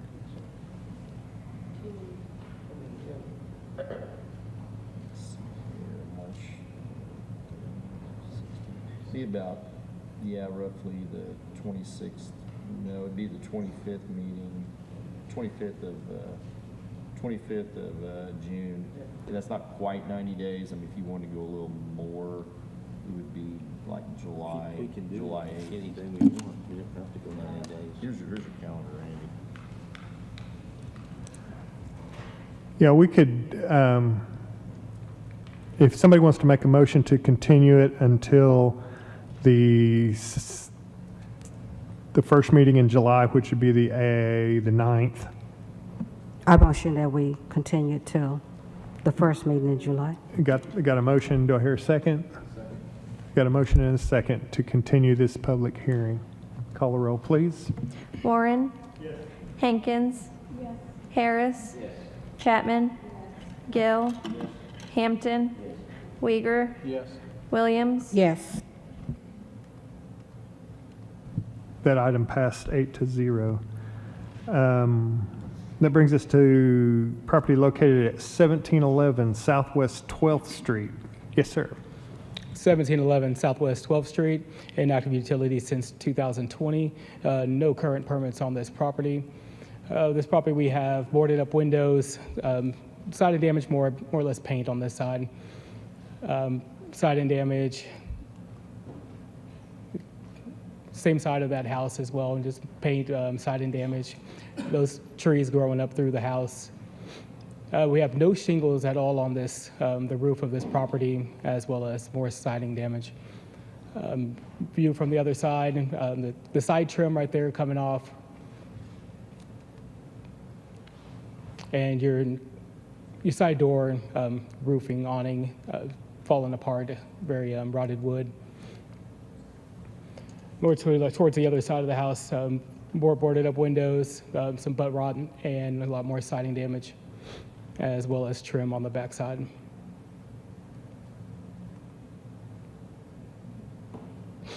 And this is another view from from the picture from earlier with the trees growing up and all the siding damage. I have one accessory structure in the back. This property was posted on March 13, 2024. Any questions? Seeing no questions from council, I would open a public hearing for the property located at 1711 Southwest 12th Street. Anyone desiring to speak on this property, please come forward. Seeing no one, I'll close the public hearing. What's the pleasure of the council? Move to approve a resolution declaring the structure on the property a dilapidated public nuisance and authorize the abatement thereof set forth in the resolution. We've got a motion and a second. Call the roll, please. Hankins. Harris. Chapman. Gill. Yes. Hampton. Uyghur. Williams. Yes. Warren. Yes. The item passed 8-0. Brings us to the property located at 1809 Southwest 7th Street. Yes, sir. All right, 1809 Southwest 7th Street. There's no utilities. It's going to be a secondary structure behind the main structure on 7th Street. The property owners have actually pulled a permit on March the 23rd with Allison Excavation.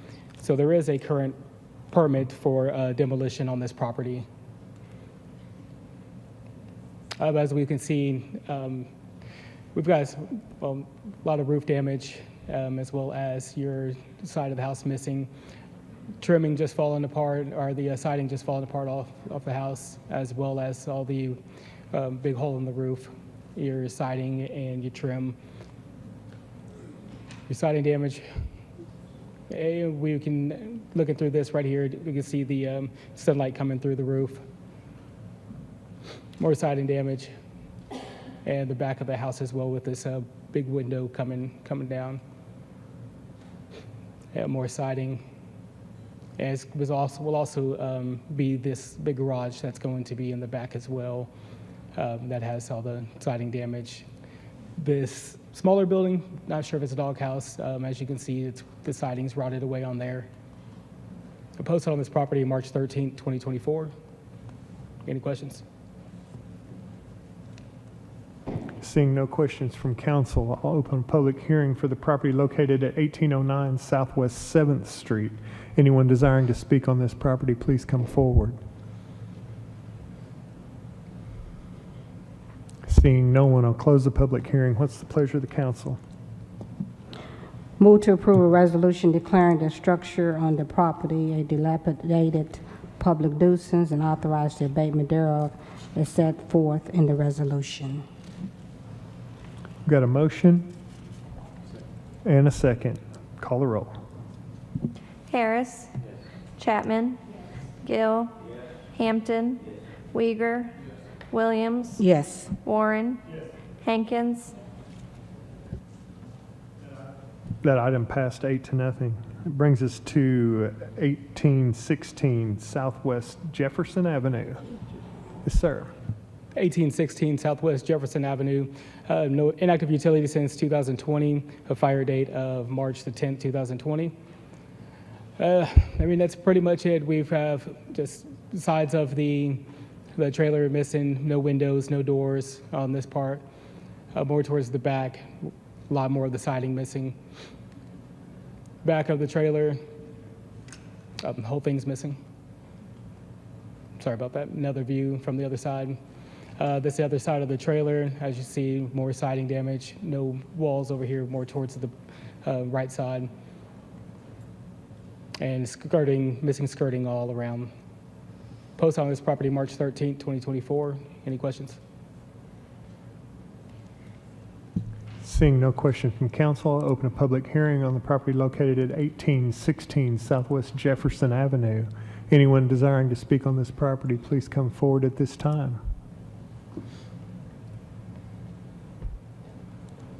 Seeing no one, I'll close the public hearing. What's the pleasure of the council? Move to approve a resolution declaring the structure on the property a dilapidated public nuisance and authorize the abatement thereof as set forth in the resolution.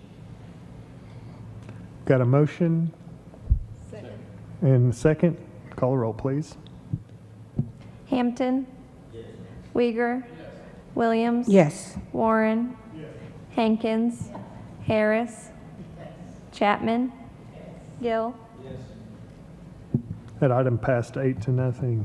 That brings us to property located at 2004 Southwest Dr. Charles W. Whitlow Avenue.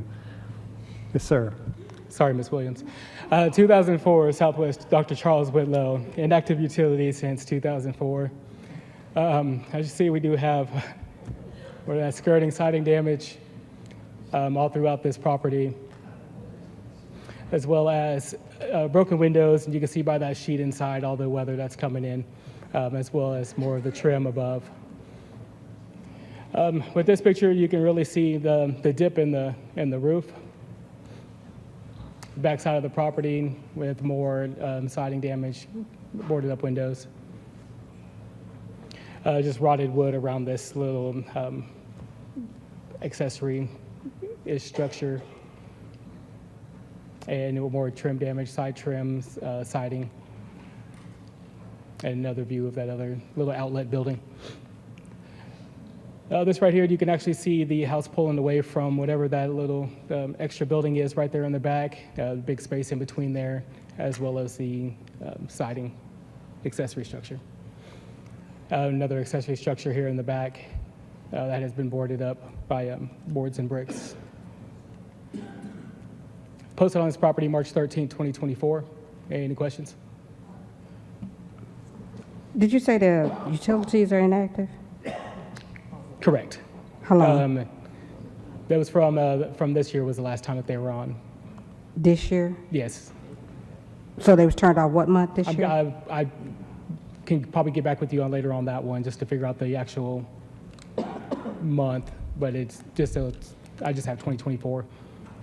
That the utilities were turned off 2024? Correct. Okay, thank you.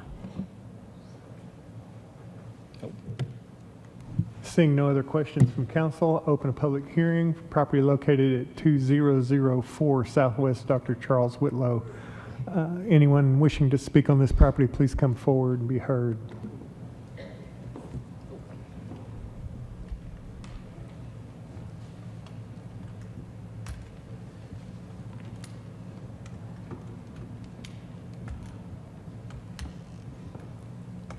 Yes, sir. I just need your name and address. Claude Davis Mickens. I currently live at 1302 Texas. This is my property here at 2004 Charles Whitlow Avenue. I'm in the process of selling my property. And just as a backup, I'd like to get a permit if it's possible. But I'm in the process of selling as we speak. But you're wanting to get a permit to remodel it? Is that correct? Yes, please. Okay. And this gentleman behind you will get with you and get you some information that you need to fill out.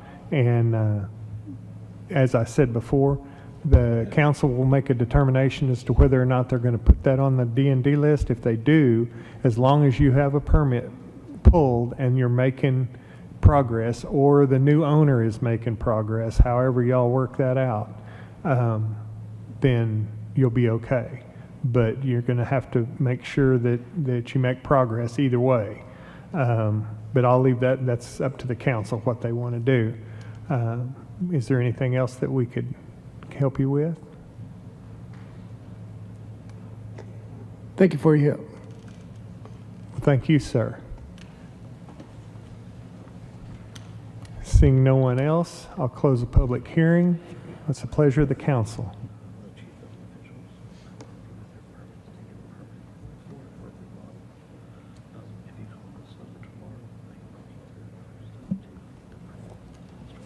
Okay, if it's not put on the D&D list, how much time does he have to? So, I mean, it's really at the discretion of council. The action before is whether or not to declare a public nuisance and declare it dilapidated. If the council votes to not to do that, then there's no action and it carries forward. I mean, it's you either put it on the declare it dilapidated or not, but if you vote no, then it's not dilapidated. It's not been declared dilapidated. So if you do decide to take no action or not declare it, then it would just stay on our watch list and we would just continue to watch it. And so if within the next 6 to 8 months, if there's been no progress made or no permits pulled, then we would probably be bringing it back to you. All right, thank you. Move to continue the public hearing on this matter to, We've already closed the public hearing now. I'm sorry. You could. Yeah. We can vote to reopen the public hearing if somebody wants to make a motion to reopen, I think we can do that, can't we? I think it would require a 2/3 vote. Yeah, or you could simply, Councilman, if you don't want to declare it dilapidated, if you like what Ms. Brown's suggestion was, you could make a motion to deny the resolution, and then it wouldn't be on, if that passes, it won't be on the dilapidated list, and Ms. Brown's and Community Service would just monitor it, like she said.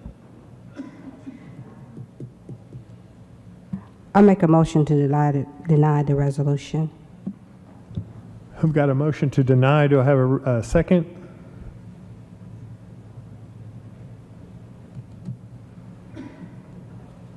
Seeing no denial, that motion will die, and I will accept a motion. Any other motions that the council might want to make?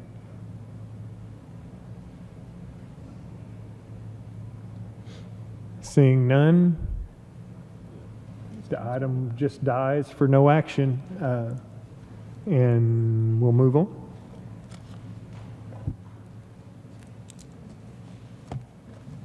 That brings us to item number 26. Oh, I was remiss.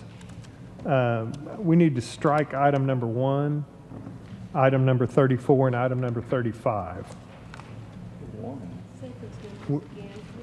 It's way up there. Number 1, number 34, and number 35. You wanted to strike it? Yeah. Oh, Yeah.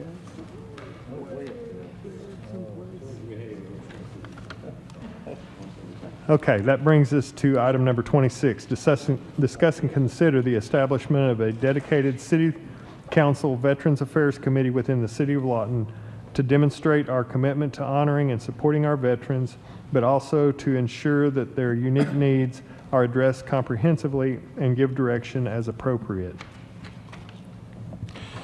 Mayor Pro Tem and Council, the purpose behind this, there are several purposes behind this committee. One, it's no secret we have a very large veterans population here in Comanche County.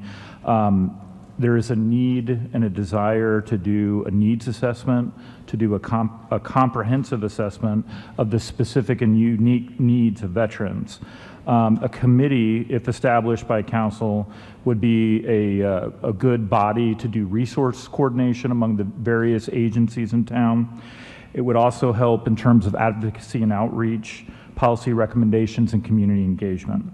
So with that, I'd like to introduce Commander Erica Traxler, who is our state VFW president, who's going to provide some more information on this. Thank you, John. As he said, my name is Erica Traxler. I'm the state commander for the Veterans of Foreign Wars for the state of Oklahoma. Good afternoon, Mayor Pro Tem, city council members, and guests in the audience. For those of you that have served or are currently serving, thank you for your service. As John said, well, this was in the newspaper. There are more veterans in Comanche County than in any other county in the state of Oklahoma, and there's about 330,000 veterans in this state. So there's a lot of veterans right here in this community and in the city of Lawton that we need to make sure that they're being taken care of. This committee would be a bridge between the Comanche County Veterans Council, which has about 18 veteran service organizations within it, and the needs of the veteran community.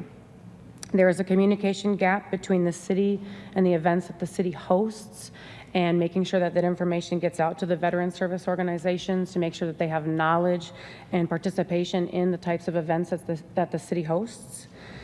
The committee would be able to address veteran questions and concerns, as well as share new information that affects them in the community on a larger scale than what's currently happening.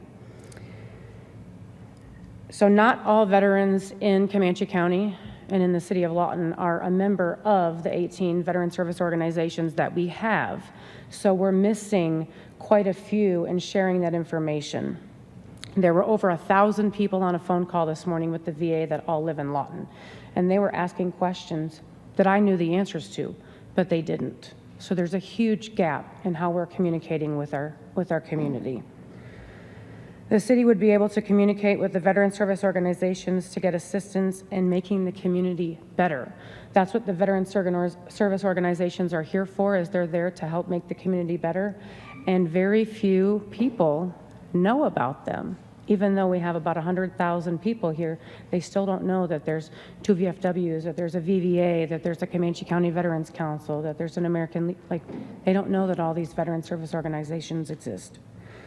The committee would be able to share scholarship information available to all youth, not just veterans, active duty, and their families' youth, but to all youth, as well as to help more veterans with information on how to get their disability ratings, how to file their tax paperwork with the tax commission so they can get their property tax exemption, how to go and get their driver's license taken care of, how to get their 599 card. All that information isn't out there for the public. It is, but they're not receiving the information. That's what I have for you today. Thank you so much for your time. Are there any questions? Mr. Harris. One of the issues that I know that the AUSA worked on tirelessly and has had a tremendous effect on is homeless veterans. And since we now have a new committee on that, we would also like to have your input on that committee. That would be wonderful. Any other questions? Thank you so much. Thank you very much. Brings us to item number 27, consider approving operating and professional services agreement. Do we need direction? Do we need Oh, direction? I'm sorry. Do we, Yes, we need a motion to approve. It's an ordinance. Yeah, well, no, John, I don't think we did. Yeah. So that was going to be my question to the city manager. Did we want this to be a committee established by ordinance? Is that what we're Yes, thinking? yes, that's what I meant to say. So I think then the motion would be to move to direct staff to prepare an ordinance to create a committee. So moved. got a motion and a second to direct staff to put together a ordinance and bring it back to council. Please vote.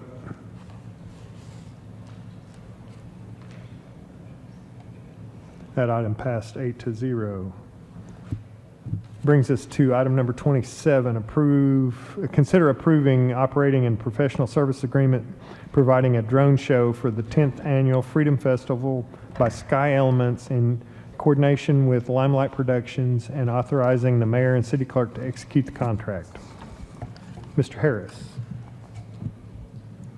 Yes, I'm going to turn this over to Jason, but he's got some exciting news for this year's Freedom Fest. We will have a second night of very, very exciting nighttime entertainment. Jason, take it away. All right. Mayor Pro Tem and Council, thank you so much for,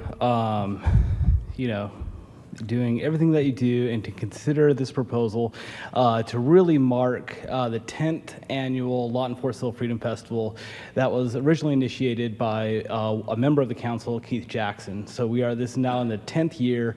It's expanded to a 2-day festival for the past 2.5 years that I've been involved with it. And we're wanting to do something a little bit different this year. Each year, people are asking, are there going to be fireworks both nights? What's happening? What's the main attraction Friday? And so we want to do something huge on Friday, and that is a drone show.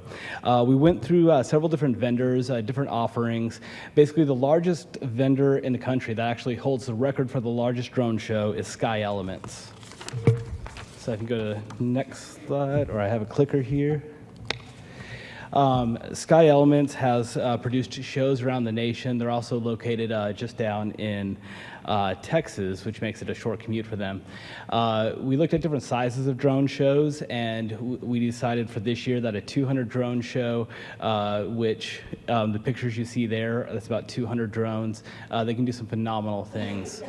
The other things that they can do is they can actually put logos, with the drones. And so what we're asking for the council is to basically permit us to enter into a contract with Sky Elements, and we would use hotel motel funds, which are already allocated for Lawton Fort Sill Freedom Festival, but we need some more funds. And so we would be using some of the free family-friendly activities funds that were allocated by City Council, and only if we're not able to get the sponsorships required to make up the difference needed to add this element. But we need the approval to use those funds if necessary to bring this show. We've already reached out to FISTA and the different partner or the different organizations that are and businesses that are out there being involved. And they've already shown an interest in sponsoring or partnering and providing some drone education, some hands-on activities for our youth. I've also already reached out to the 77th Army Band because one thing that they're able to do with the drone show, which is really cool, not only just sync it to music, but it can be synced to live music. And so we could feature the 77th Army Band, the orchestra playing music and having a 200 drone show going on Friday night. So why Sky Elements? As I mentioned before, they're the largest in the nation, and they're professionals in what they do. We've already had meetings with fire and police about what it would take in order to do a drone show, and they're on board. It's actually a lot safer, obviously, than fireworks. One of the things that we're looking at, like I said, the 100 drones, it's kind of a smaller, less detailed what they can do. With 200 drones, they can do almost any logo. And so we wanted to be able to do logos, and so that way we could sell those sponsorships. So this is at almost essentially no cost out of taxpayer money. It's just out of the hotel motel tax, which is derived to create tourism, which, like I said, this is putting two big activities back to back to encourage people to come to Lawton to, Friday night, stay over for Saturday night, because it's the place to be in Southwest Oklahoma. Would be the only drone show at this time going on as part of Lawton Fort Sill Freedom Festival. So this image is actually produced by Sky Elements. So not only do they have the drones, they have the software, but in the pink is where the January 29th fireworks show would take place. The red circles, we eliminated the one that carries over onto the roads, but is where fireworks would be shooting off as part of the finale for the Friday night drone show. So not only would we have drones, but we would also close it out with a bang with fireworks. And so that way when people ask us, are there going to be fireworks both nights, we can say yes. And this would be the place to be at for celebrating our nation's independence, which is fitting with it being Lawton Fort Sill. So a little bit about drone shows. This information, on the slides in the packets. They can withstand winds up to 30+ miles per hour. They show up, they're professionals. When they say that the drones can fly for up to 12 minutes, like I said, we'd be coordinating this with either a band or music that would start a little bit before that, and then we'd also be ending with the fireworks, and so we'd actually have a show lasting approximately 15 minutes. Most fireworks shows, aside from ours, because we have one of the largest in Southwest Oklahoma, last for approximately 5 to 10 minutes, and so this is actually lasting for about the normal length of a typical town's fireworks show. Our fireworks show typically lasts about 23 to 30 minutes. After about 30 minutes, people start to get a little bit tired of the bangs and the booms. Like I said, they're professionals in what they do. They can sync, like I said, to music, live music. They do the projection mapping. They can do the fully customization, and it's just going to be a fantastic Lawton Fort Sill Freedom Festival. We just want to make sure we have council support and going into this early, because this actually takes months of planning, especially with syncing it to live music. And we also want to get ahead of other cities in Oklahoma and also just around the nation of saying, this is our plan, this is the place to be at. So, questions? Jason, what are you asking from us specifically? So we are asking for approval for the mayor to sign the contract with Sky Elements to be able to conduct the drone show. After we have that approval, then we can actually start coordinating and making this happen. Mayor, I have a question. Yes. What is the, you stated earlier that you've talked with the police department, fire department, they're on board with it. Have we run this past Fort Sill? Actually, Sky Elements, as part of, they actually will not be in the area of DOD, but it is actually within the contract with Sky Elements that they will get any permitting and any permissions needed from Department of Defense. Okay. So we have that covered, Department of Defense as well as the FAA, they will cover all of that. Any other questions, or anybody would like to make a motion? I have a question. You said you need more money. How much money Yeah. do you already have? So out of the, for the entire event for Lawton Fort Sill Freedom Festival, in order to do this drone show, we're looking about $18,300 that we would be using out of the free family fun activities budget that was allocated by City Council. And so it's about $18,300. The rest of it we have through hotel motel funds and money that we've carried over in previous years. That $18,300, we are hoping to actually lessen that amount as we get continued sponsors for the festival. So you're saying you're asking for additional No additional amount, simply approval from the council that out of the $100,000 that was originally slotted for free family fun activities and events, that $18,300 of that to be approved by City Council to use towards the drone show if needed. Jason, I have a question. This is a what, a $40,000 program? Yes. So that money would, most of it would be out of the motel tax? Yes, the majority of that comes and then out money of- that was left over? Yes. For a total not to exceed roughly 40,000? Correct. Okay, thank you. Yes, sir. Jason, I have a question. The 18,300 for free family activities, what is that exactly? So I don't have the resolution, but basically the City Council, the mayor, city management approved at the beginning of this fiscal year to spend $100,000 on events that were, free and open to the public. In the last budget meeting, that money was divided up into like the library, parks and recreation, arts and humanities to, execute, to make some of these events happen. I think the question, though, is, was that general fund money or is that CIP money? Do we? General fund. Okay. That's got it. Okay. Okay, any other questions or a motion? I'll move that we approve the contract, signing the contract with the drone company, Sky Elements. I've got a motion and a whole bunch of second that it was Ms. Hankins that there's going to be a fight. No. Ms. Hankins did that. Call the roll, please. I'm sorry, vote. That item was approved 8-0. Thank you. That brings us to item number 28, receive a briefing concerning the recent proposals submitted for the management and operation of Schoolhouse Slough convenience store and gas station, and direct staff as necessary. Yes, sir. Mr. Assistant City Manager. Thank you, Mayor Pro Tem and Council. I guess it's been well over a year now. Schoolhouse Slough has went through a pretty serious transition, and we're still moving that direction. The convenience store and the fuel pumps have been basically inactive now since the last concessionaire moved on, and the city is now managing the campground areas around there. Direction was given from council to go out for RFPs for the operation and management of the Schoolhouse Slough convenience store, which we've completed. We had 2 proposals submitted.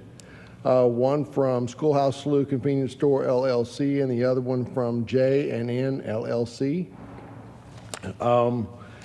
What I'd like to do is give you just a quick overview of those two proposals, and then our hope would be that we would receive direction from council on how you would like us to move forward. The first proposal from Schoolhouse Slough Convenience Store LLC, the lessee is proposing to pay the city of Lawton $1,000 a month. Would also either receive normal city sales tax, but we do understand that we may not be able to charge sales tax out there because it's not actually within the city limits. So there may have to be a deviation and make it a straight percentage of gross sales. The second part of his proposal was repairs and improvements to the property. He proposed that they would be deducted from the lease amount paid to the city of Lawton. So anything that comes up with respect to the building, if a repair needs to be done, he would make that, and then that would just be deducted from the amount owed to the city. The third one was the city of Lawton would provide a trailer space for the vendor at no cost to the lessee. Number 4, lessee intends to provide prepared food for the area. And so both vendors, and you're going to see some similarities in these. In both cases, the vendors or the proposals are proposing that we not allow competing interests to come out in the way of food trucks. It's my understanding that over the last couple summers, food trucks have been allowed to come out there and set up shop.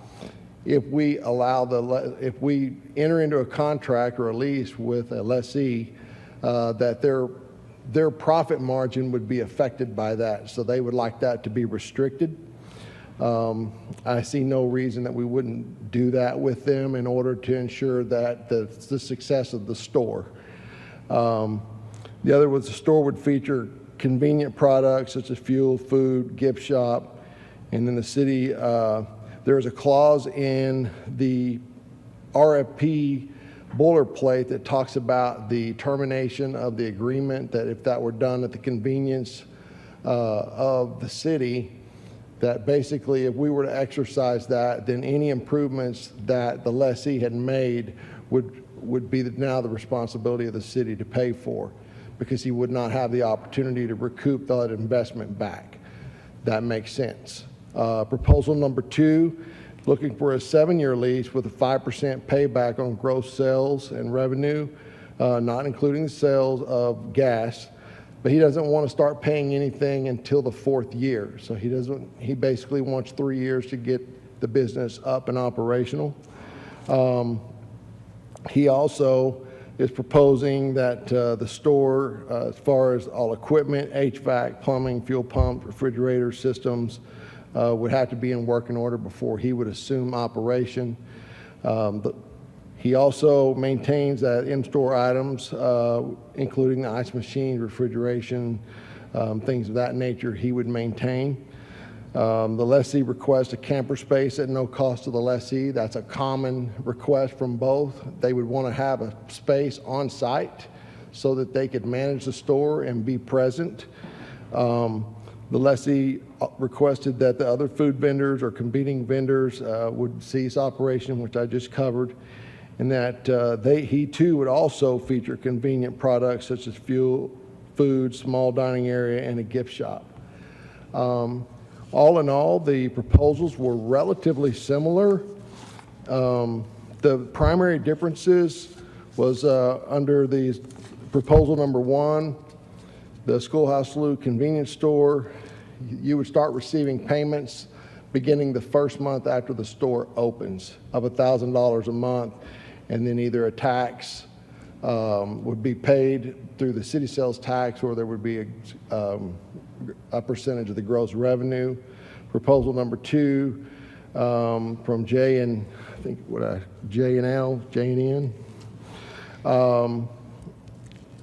is proposing they don't start paying until till year 4. Pardon? 5%. Yeah, they were proposing to pay 5% on the gross sales starting in year 4.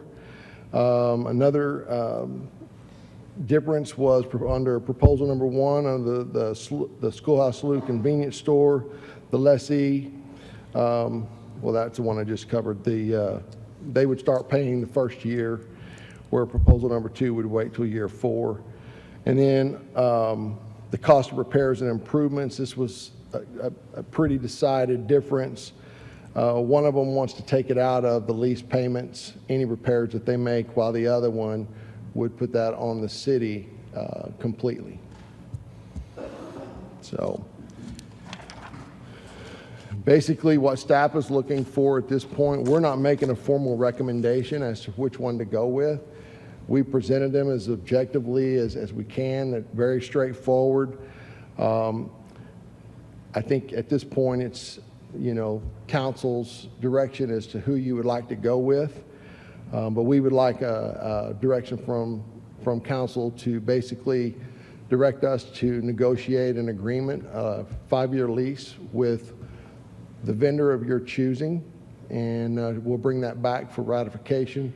And I would also say that the city attorney has some information with respect to the taxing portion of that with our bonding agent that has to do with a loan that we're seeking. So thank you, Deputy City Manager. So just wanted to let you know that as the council's aware that the Water Authority did go out for a loan to buy out Schoolhouse Slough's interest, Inc.'s interest, Mr. Waller's interest, to buy the cost of the improvements when his lease terminated. That was done last year. That note was what's called a tax exempt note. So any lease that gets negotiated will have to vet with our outside bond attorney to make sure we don't run afoul of any requirements, because that was a tax exempt loan. Dwayne, I have one question that's equal to both parties. It's about the food truck.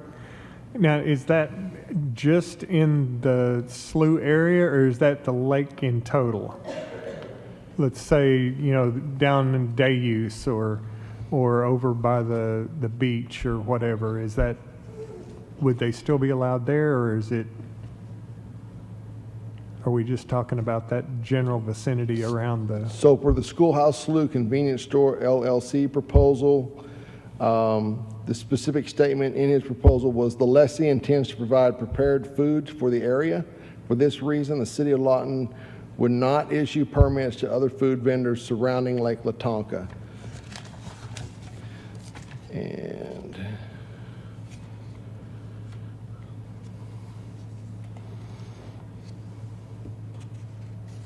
I don't want to misquote any here. The other one, which is J&N LLC, to ensure the highest profit margin for J&N LLC and the City of Lawton, food vendors, ice cream vendors, and any vendor competing with the store at the Schoolhouse Slough would need to cease operations during peak and off-peak seasons. Okay, my only comment would be that whoever we end up going with, we need to discuss that, because there is the possibility that in future we're going to do something at Robinson's Landing, and we don't want to run afoul of any contract that we've got right now. I think that could be part of the negotiation that we have with whichever vendor you pick. Mr. Mayor, I'd like to just say something to remind the council that we have about a 3-year plan on hopefully collecting monies to pay this indebtedness off. And then about 3 years from now, we're looking at the probability that we might want to put that whole program out there up for a request for proposal to take over all the camping spaces and area spaces. So if we do that, this concession area along with the fuel would probably and most likely be something that whoever did that RDP would want. So we need to be kind of alert here as to a 5-year lease. That might be longer than we want to go. We might have to look at a 3-year lease even if we pick one of these. Now that's just something we need to discuss, but I wanted to throw that out there. Is there anyone else with Mr. Mayor. comments? Yes, Mr. Harris. So the second vendor, we're not going to see a dime from them for 4 years? According to his proposal, he would start paying 5% of gross sales beginning year 4. But is he paying us for what he's already accumulated, or he's getting free gratis for 4 years? My He's getting understanding everything. was he wants the first 3 years to establish the business, build it out, and get everything set up. Along with us repairing all the equipment and everything too. And the first one is, he wants free gratis for a year. No, sir. He's looking at paying beginning the first month after the store is open.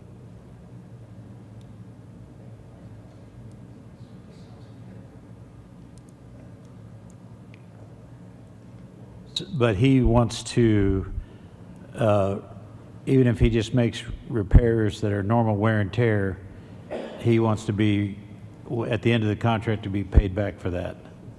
His proposal is if any repairs and or maintenance that he has to do on the facility, say it needed a roof, new HVAC, something like that, he would make those repairs and then that would be deducted from the monies that's owed back to the city. So it would be a pay-as-you-go as opposed to what we ran into with the last concessionaire where you had to pay at the end whatever the fair market value was. But it does say at the end of the contract that he wants to be reimbursed for the improvements, which is kind of what we just got out of, which we kind of took it in the short, so.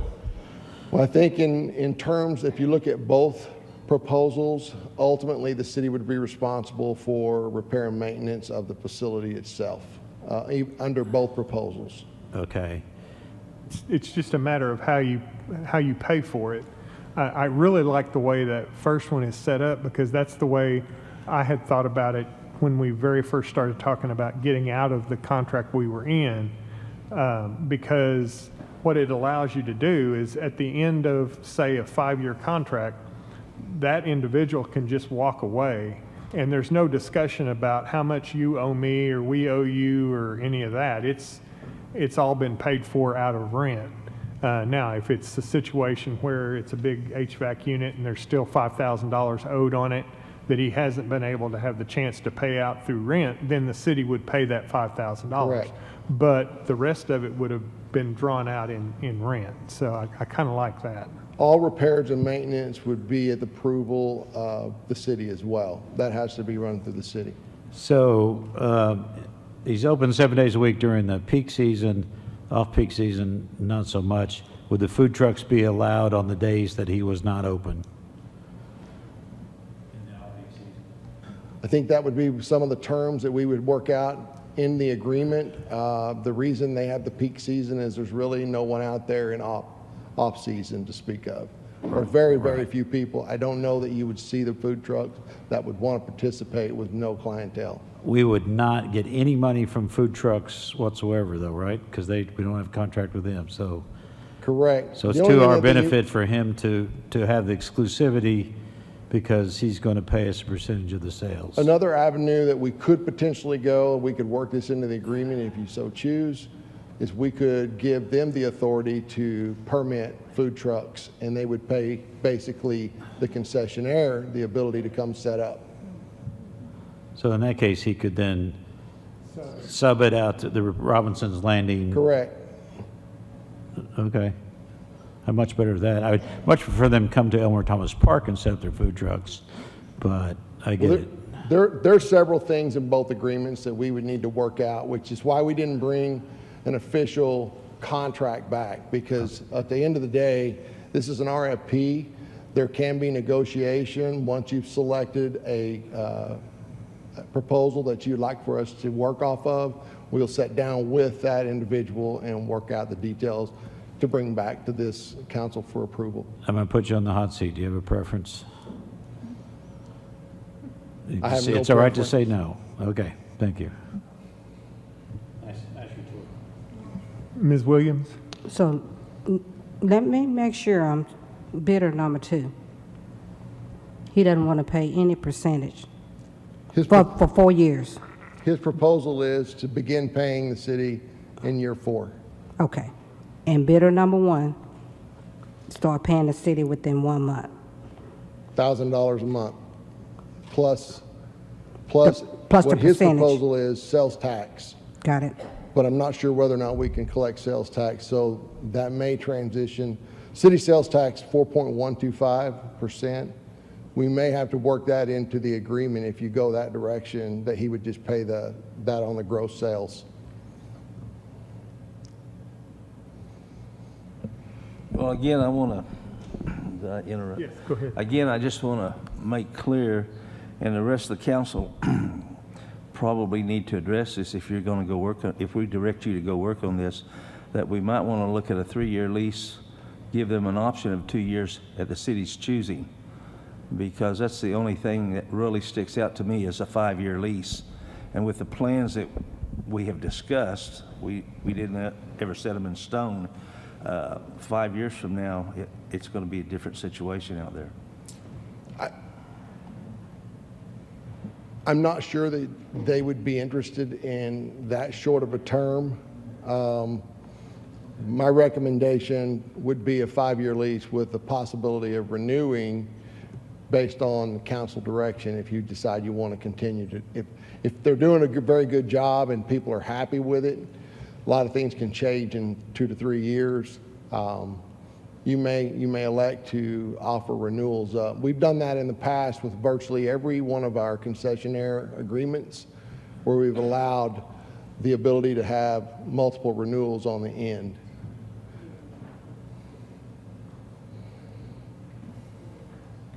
What would be the pleasure of the council? Is there anybody that would like to make a motion about one particular? Mr. Uyghur? Mayor Pro Temp, I'd like to make a motion.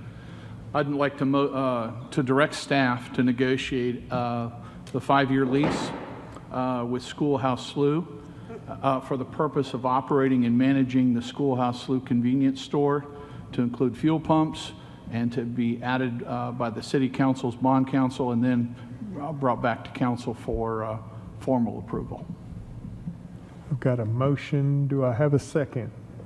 Did he recommend? Did you recommend one, Bob? The first one. The first one? Schoolhouse Slough. Schoolhouse Slough LLC. I'll second it. We've got a motion and a second from Mr. Harris. Call the roll, please, or let's vote. Hankins. Harris. Chapman. Gill. Hampton. Uyghur. Yes. Williams. Yes. Warren. That item passed 8-0. Brings us to item number 29, receive a briefing from staff concerning current city lake recreational area agreements located at Lake Latonka and Lake Ellsworth to include concessionaire agreements and take appropriate action as deemed necessary. We do have a citizen that has requested to speak, and once we get the initial discussion, we'll let that happen. So let me thank staff for helping put this together. In fact, the lion's share of the work was done by our lake staff out there. We have currently 4 remaining concessionaire leases. There are 2 leases at Lake Latonka, the Lawton Boat Club and the Sunken Bridge Yacht Club. We'll talk about the Lawton Boat Club first. It is the closest in proximity to Schoolhouse Slough campground area. You'll notice that in the red box, it is basically directly adjacent to it and butts up to the Schoolhouse Slough campground. In the larger picture on the right, you'll see the little cove there and the roads that kind of wrap around. That kind of gives you a depiction of what we're talking about. You can see Highway 58 runs down the east side of it. There are approximately 24 full-time campsites, valued at $4,238 per site annually, is equivalent of about $101,000 in potential revenue a year. There's approximately 4 seasonal / temporary sites. We valued those at approximately $10,000 a year. They do have electric and water on the premises. There is a boat ramp on the property as well as boat storage or parking area. There is 1 old pavilion and 1 new pavilion that the club recently built, I want to say in the last 4 or 5 years, 2 years. 2 years, it's very nice. There is a need to check with ODOT on the right-of-way to determine if all the sites can exist that close to Highway 58. Here's some other photographs. The club has gated that area, so basically it's an exclusive campground just to those individuals that are members. There's a passcode or a key code that you have to enter in order to get into it. This is the boat ramp. There's a picture of the pavilion. Another picture of the cove or private swim area. Another picture.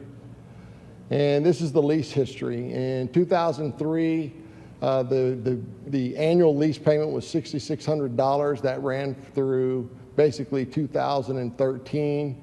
In 2013, it jumped to $7,260 and remains that amount as of today.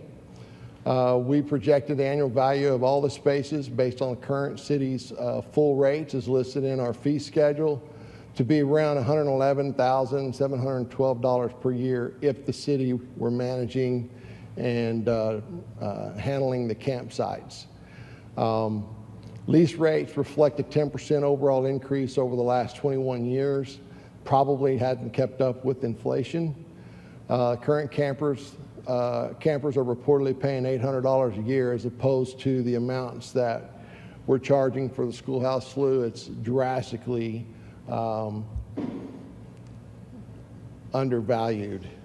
That's a great value for the campers, but it is city property.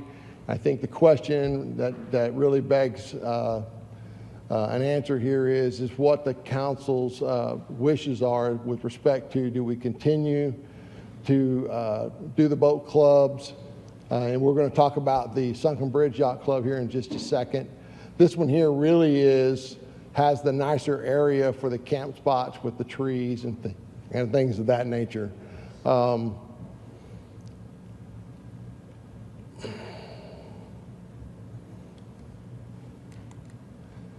If there's questions on that, I'd be glad to answer those. This is one of the concessionaire leases that's getting ready to expire. I think this one's June the 30th. So we need to make a decision as far as the direction that you want to give, and we can do that at the end of the presentation. But be thinking about, do you want to continue to go and do this? Do we want to renegotiate the agreement and allow them to remain exclusive with some increases in fees, or we can leave it like it is? One thing that I will say that they do is they do teach a boat safety class every year. That's part of the deal, is that they offer a boat safety class. The next concessionaire is the Sunken Bridge Yacht Club. I believe every one of you received an email from that group. They certainly have expressed an interest to continue doing what they're doing. Again, in the red square up there is the location of the Sunken Bridge Yacht Club. It's directly to the north of the Lawton Boat Club. You'll see the wet slips in the right-hand picture there, along with a lot of the dry storage that's sitting up there on the banks. It doesn't have near the trees or the campground facilities, but it does have its own cove that allows for an easier deployment of the sailboats. And I think they also have their own boat ramp, correct? So there's approximately 11 seasonal temporary campsites. We valued those at approximately $28,000 a year. The electric and water on the premises does exist. Again, it has a boat ramp. There are 12 total wet slips currently, and it's currently being repaired. The value of those are approximately $12,000 a year. Has 2 pavilions with electrical, and again, it needs to also be verified with ODOT on the right-of-way issues. And by the way, I do have the lake superintendent here if we have specific questions that he'll probably be able to answer. So here's some photographs. This is some of the sailboats up on the bank. There's a picture you can see they've got some wood. They've already started repairing the wet slips. There's the pavilion. And this is the lease history for the Sunken Bridge Yacht Club. Started in 1976 at a fee of $150. It increased to $200 in 1985 and continued to increase to where it's $1,969.64 a year. That's what they pay right now. The projected annual value of those spaces at the city's full rates based in the fee schedule of our code is around $40,000 a year. So you can see the value to what we're actually bringing in as to what the cost or what we're getting back on the lease. Again, this is going to be one of those contracts that expires May the 1st. We'll need to either reach back out to that group. I know that they're interested in continuing. If you want us to look at some changes in those leases, any kinds of increases, things like that, we would need some direction on that as well. Then we can move on to Lake Ellsworth. These concession leases consist of Ralph's Resort as well as the Minnow Marina at Fisherman's Cove. Ralph's Resort is probably one of the longest running concessions that we have. There on the left-hand side, you can see the proximity right there near the railroad trestle that goes across the water. And then on the right-hand side, there's a blown-up picture that shows the travel trailers, and there's actually some trailer houses in there as well as boat houses, and then some covered fishing areas in the boat dock, store, etc. There is electric and water on the premises. It does have a boat ramp, probably the nicest boat ramp that we have, I think. The city and the Oklahoma Department of Water Conservation, is that right? I got it right. Replaced the dock, created ADA parking. Leases, there's 7 boathouse spaces, 17 RV mobile home leases, and then there's an old floating fishing structure, some dry stalls. If you'll notice in the picture, that long building there, just on the shoreline there, you can kind of see the top is missing. That's the old dry stall area. I believe there was a storm that came through and took off a lot of the roof on that.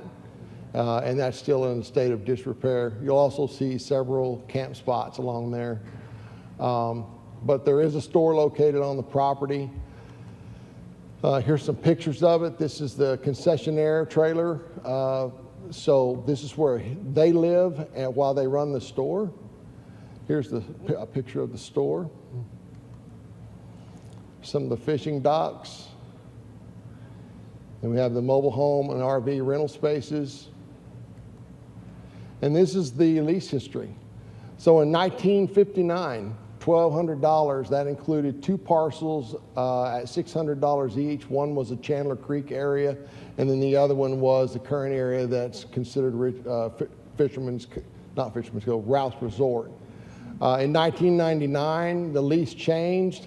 It was reduced to, I believe, just the area where the boat ramp is, correct? And the fee went to $1,000 plus 2% of gross sales above $50,000 and has remained there for the last 25 years. That's what it is today.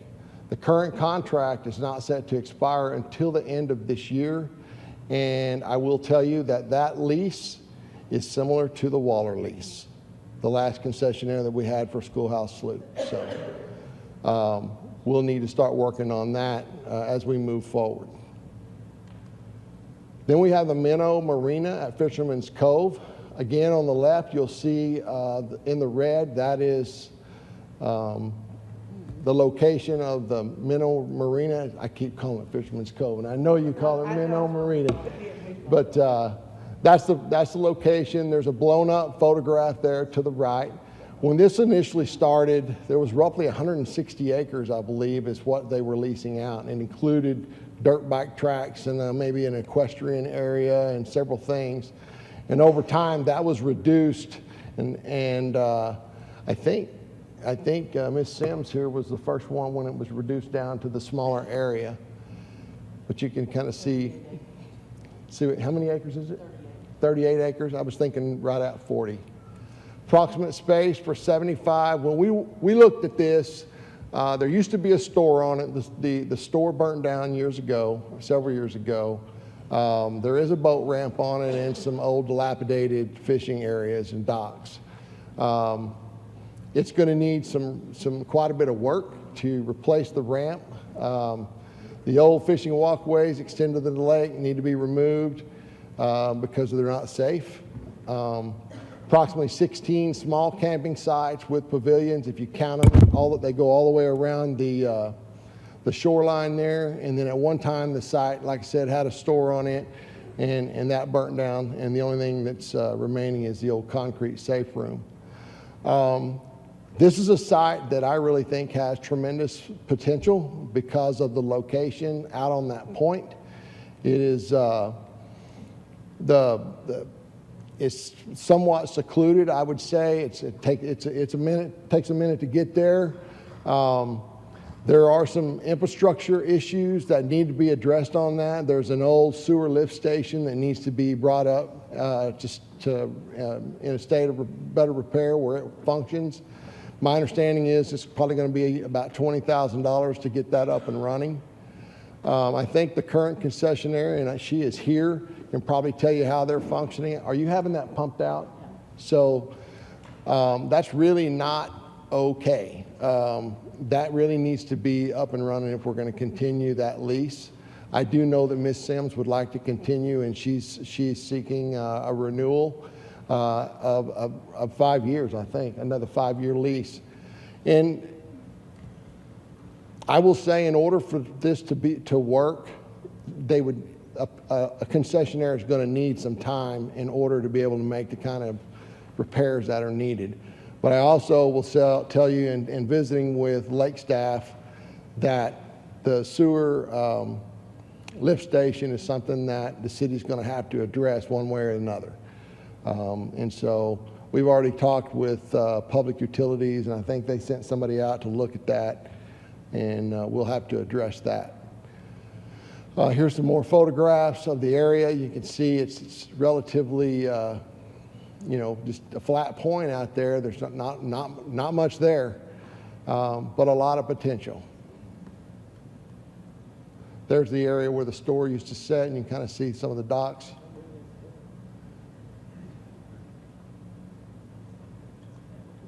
And this is the lease amounts.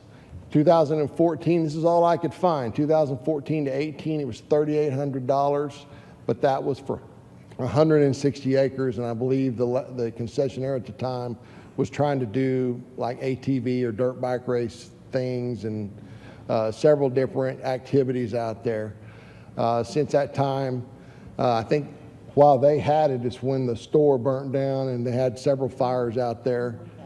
And so in 2018, it went down to $1,250, and that's, again, approximately 40 acres.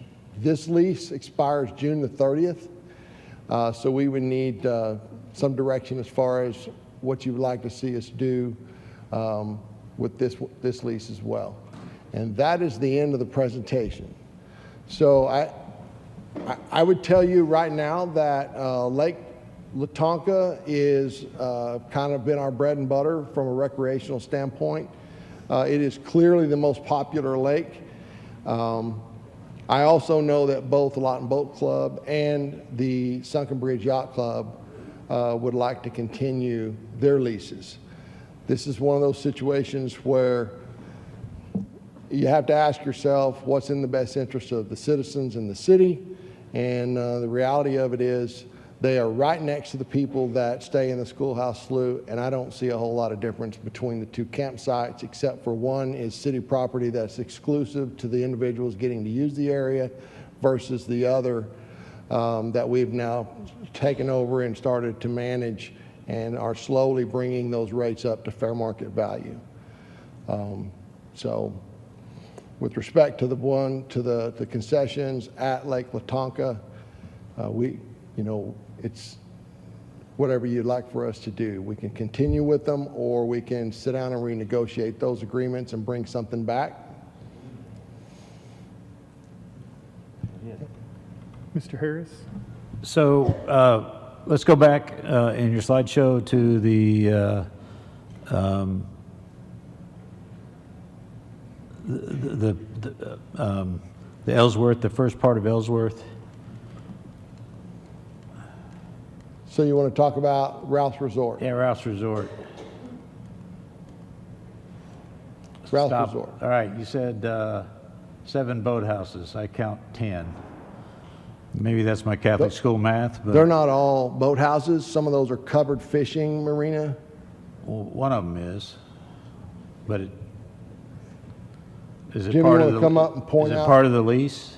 Yes, they are part of the concession lease. I'm not sure which one of those. Covered boathouses are, but not the boathouses. The boathouses are not. Covered fishing's part of the lease, Yes. that's all. Yeah, those were installed by two. I believe they're two. The 2 fishing ones on the far right side. They go with the lease. Yeah. Or they could go with. So we'd have And they will. we'd have to reimburse for those. Yeah, the others are private boathouses that he takes. Same thing with revenue Waller. off of. So what, you didn't give us a value on these or on the ones at Minnow?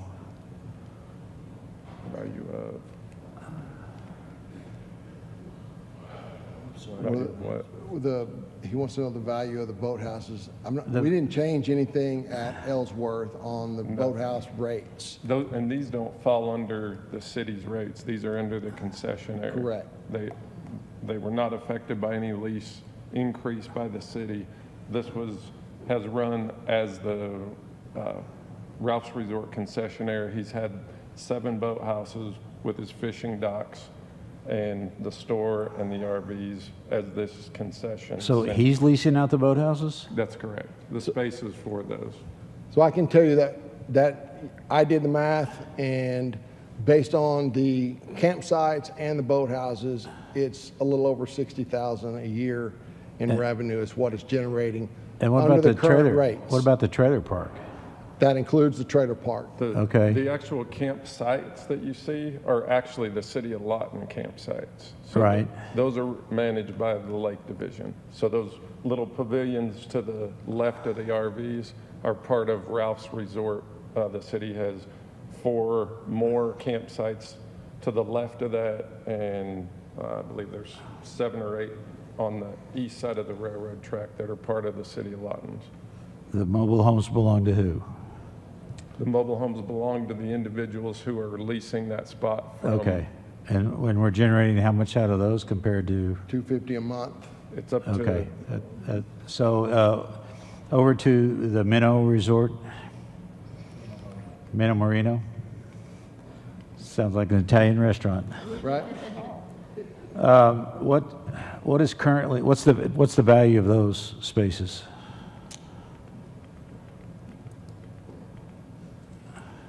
Can't remember what we did on those.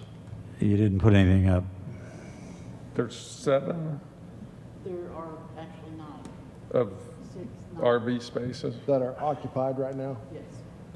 so there's 9 occupied, Are for us. so they're not rented? No. Right. But what's the value of them, if you calculated the value like you did the others? Well, if you use the rate that Ralph's is charging, that's $250 a month. I'm not sure what Ms. Sims is charging Okay. those customers. So There's RV parks nearby that are Right. charging, Captain Jack's just went in, it's empty. They're charging $400 a month, but there is nobody in their RV park at this time. Ms. Sims, would you mind answering a couple of questions? Without getting my voter ID recalled? You might. Okay, what is your question? So, do you have any plans to bring a store back in, or? I Well, know. we wanted to, the store actually burnt since we had it. Right. It burned in 2019 or 20. About- 19. Clearly, that property is worth, the value is increased if you have a store, but I understand that without a 5-year lease, you don't want to make that capital investment. Right, because there's no way that we can make the money back. Right, so And you're we're at- just, we just, this year started making the money back for those spots that we put in. So you would like the same treatment that we give Schoolhouse Slough? Yeah, Okay, that would be nice. thank you.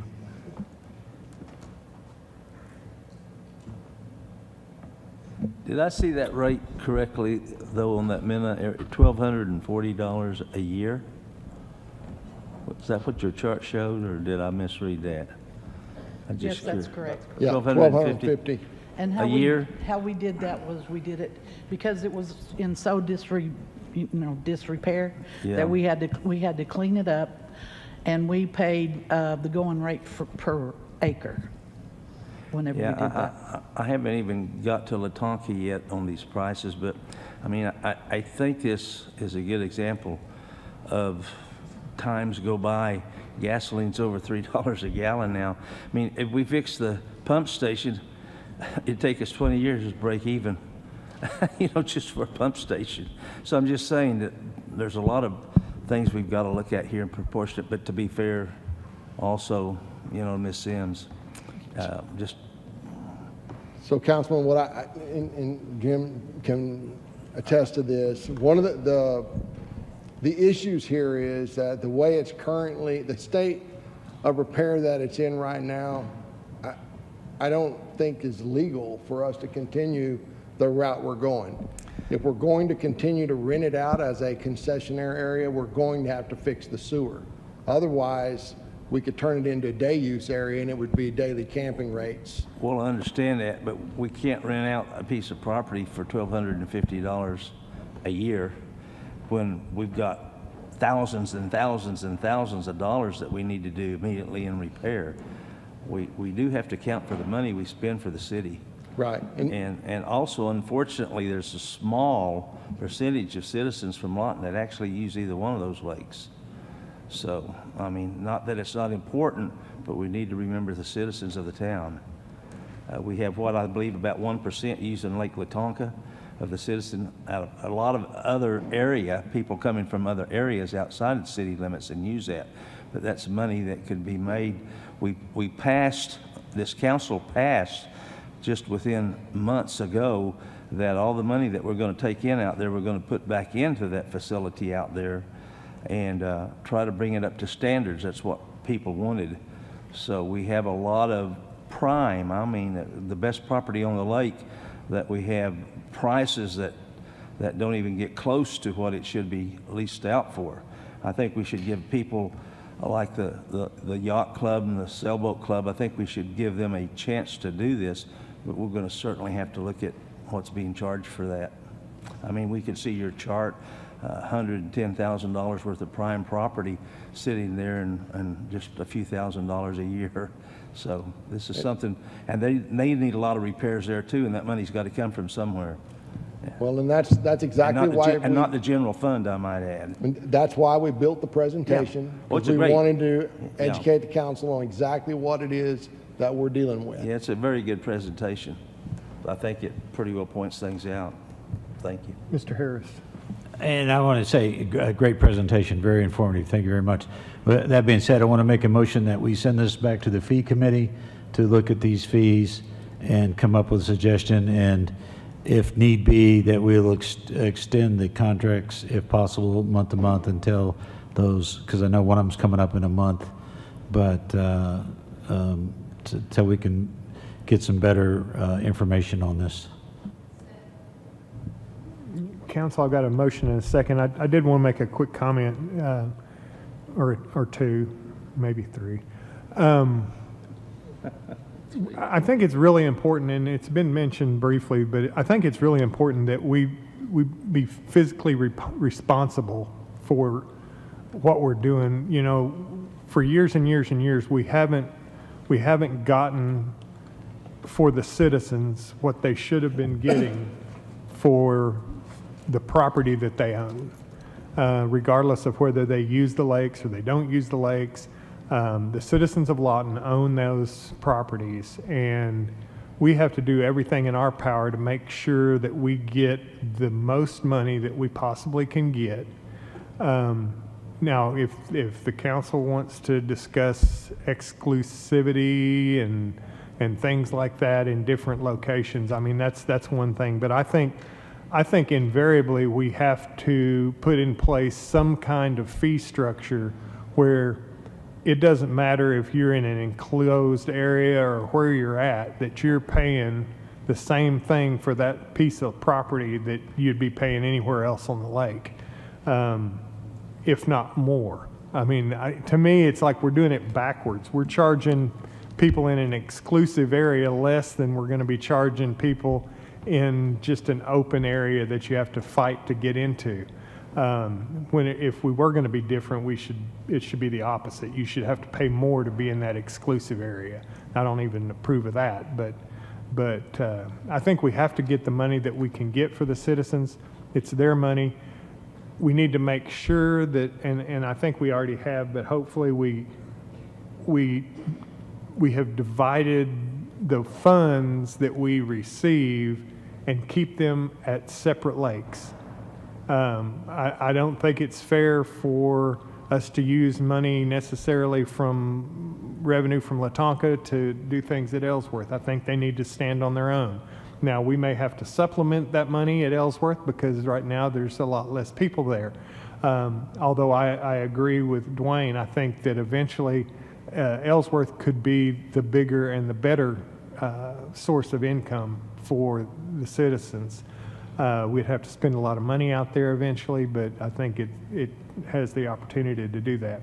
But that's really all I wanted to say was I think we really have to be fair. We have to charge an equal amount. Now, if we have to do that in tiered, like we're doing it at Latonka, for the other spaces and do that everywhere, that's fine too. But we've really just got to be consistent in what we do, and we got to stay on top of it. And we got to increase it more than once every 28 years. But that being said, there's a motion and a second. Can I just add one thing? Because in all fairness,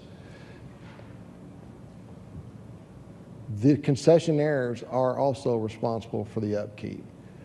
And that's 40 acres of area that we would have to mow, that we're even though we're only receiving $1,250, you would spend more than that just to keep it mowed. So in the grand scheme of things, This is what I just cleaned up in the last 2 right, days. in the grand scheme of things, that needs to be part of the consideration. And it's the same thing with the boat clubs. They maintain those grounds and we don't have to.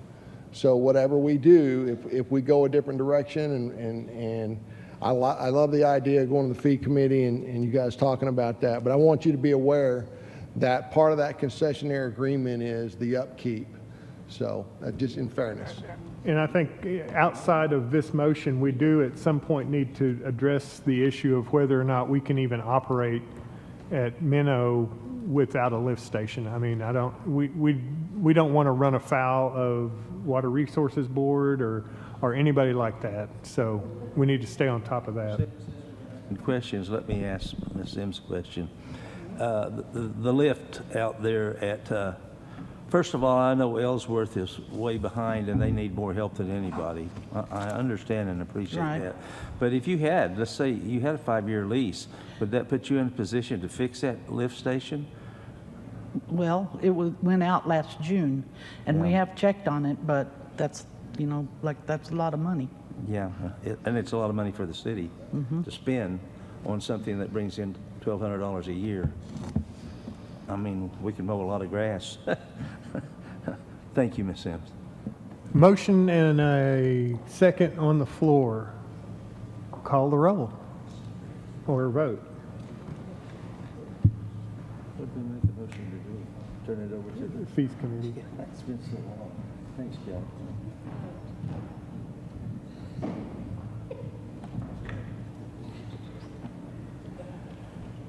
Am I missing somebody? Did you vote? You're the mayor. Okay, I've got that motion passed 8-0. Let's take a little break, say 10 minutes. Do I need to do that with a motion?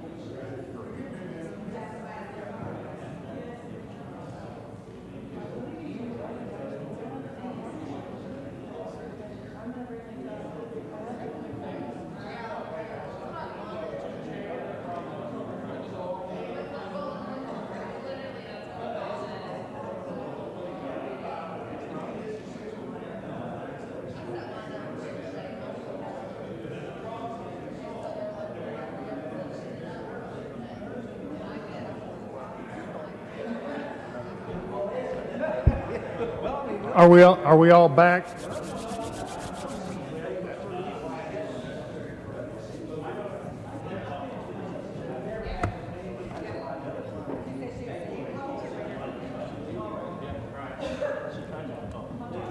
Y'all are messing with my time.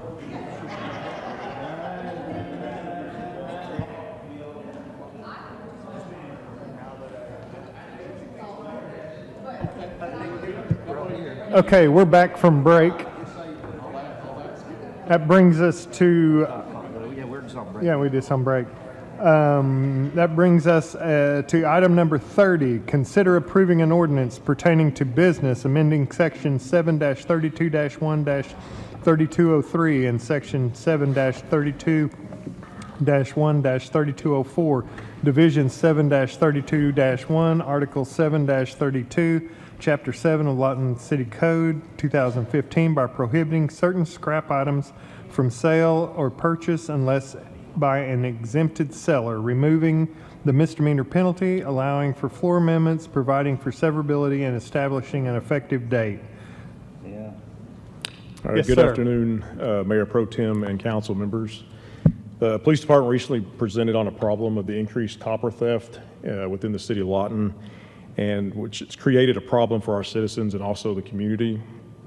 As a result of that presentation, we come up with a possible solution that will update the city ordinance 732 with specific changes to section 3203 and 3204. This also adds a severability clause in the effective date. With these changes, it will allow only those that are on the exempted sellers list to sell the copper aluminum material, and also catalytic converters to the scrap metal dealers.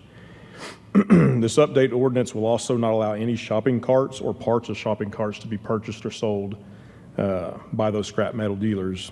The local stores here in Tyler, retailers, are not selling these items, and so they don't actually exist unless they've been stolen or misappropriated and then taken to the scrap metal dealers. This also removes the penalty on the end of this ordinance. It's no longer in line with the state statute. It's now a felony and also punishable up to $5,000. So we've, at the direction of council, removed that from the ordinance, since the city cannot actually prosecute felonies. That would actually be sent to the county for any type of prosecution on that actual statute at the end. So with this, we checked with some of our local scrap dealers to inquire how much of their business is copper related from exempted sellers and any impact that they may or may not have as a result of this. A couple of those being Yarmuk and Horn, from anywhere from 70, 80 to 90% of their business, they allege, comes from exempted sellers. So it's those that are already on that list. Anywhere from 10 to 20% they say is from foot traffic or other sources. Hodges reported back that they said it was right down the middle. It's 50-50 from exempted sellers and the other 50 from foot traffic. I don't know if that's quite accurate because it's not real consistent with what the others have reported. So I'd actually think that it's higher from exempted sellers than the other. But with that, I don't know that the impact that they may feel is going to outweigh the circumstances that our community's suffering and what they're experiencing. I don't think those mitigating factors is going to outweigh what our citizens are having to deal with. So with that, I thank you for your time to come back here and explain this back to you again, and I'm happy to answer any questions or address any concerns that you may or may not have. Thank you very much. Council, yes, sir. Couple of questions. Okay, we're taking the misdemeanor away. I understand that because of the state statute. But what are we going to do with these people that bring in copper out of an air conditioner or whatever that aren't on that list, which I'll bring up next? What are we going to do with those people? What kind of a punishment are they going to have? They just going to send them on the street to find somebody else to sell it to? No, the misdemeanor that we're doing away with is only knowingly provides false information with respect to the information in section 3202, which is where they have to declare that I own this stuff and this is mine and all the other rules that's there. It's doing away with that because it's not in line with the state statute anymore. It now says that that's a felony.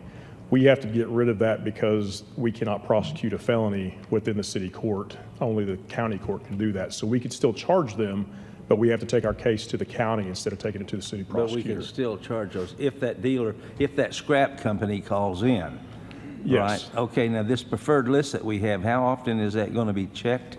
who makes that up and how are we going to know? And my rest of that question goes with when someone on this preferred list brings something in that maybe shouldn't have really been on that preferred list, but they are, and we go in and we find stuff, are they going to be required? I say they, the scrap place. Is the scrap place going to be required to know where that shopping cart came from, or know where that copper came from? Yes, as far as the shopping carts, we're, with this ordinance, making that to where they cannot have it, period. Period, okay. So it's just off limits, not even exempted seller. So if a scrap dealer is caught with some, then we can take legal action against them? Yes. Okay. Are we going to require records on this scrap copper? Because that's the problem. They go down there and they find it, and I'm not really sure how often we're going as a police department checking on this. I hear different stories, but let's assume the best that they are. But these dealers can't, they could just say, well, we got this pile from so-and-so. With the ordinance, there's a lot of the ordinance that we're not changing. We're leaving it be because it's in accordance with the state statute as well, and it's up to date how we feel.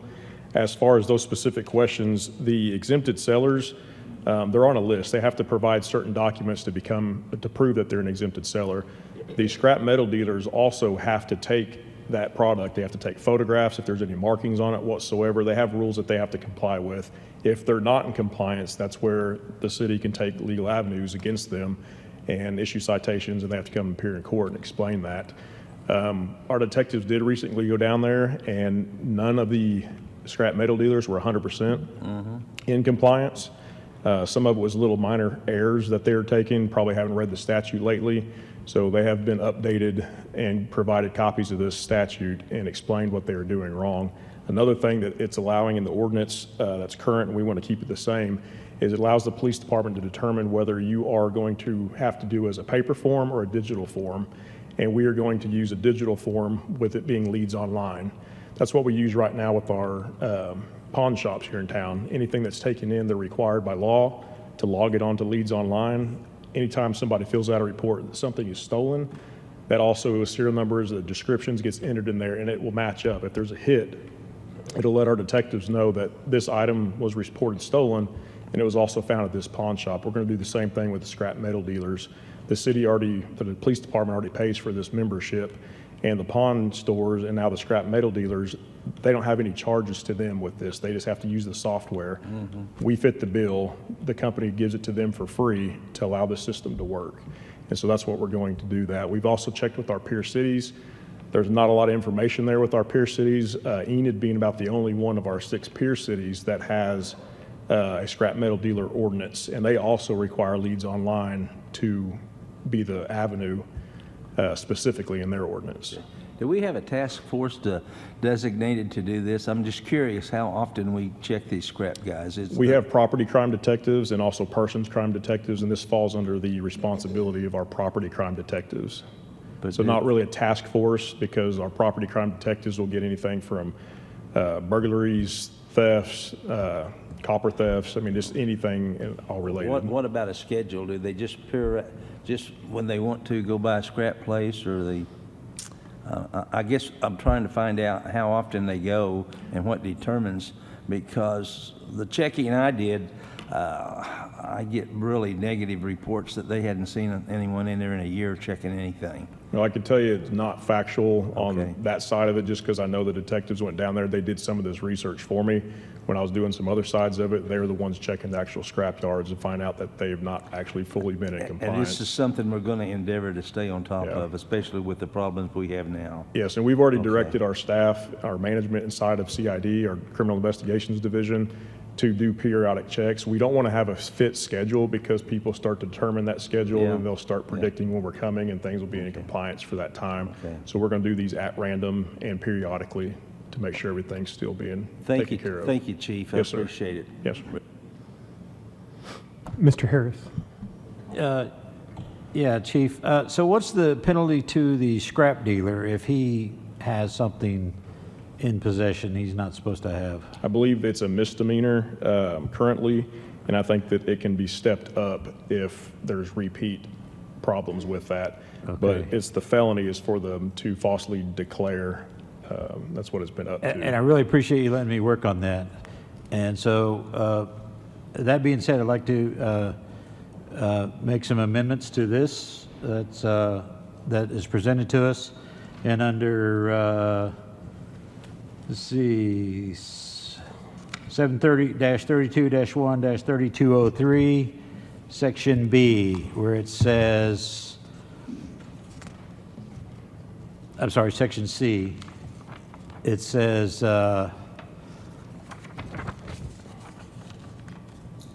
prohibited from purchasing any of the following items: copper in any form, copper aluminum material mixtures, automotive catalytic converters. I want to add to that. Number 4, construction materials.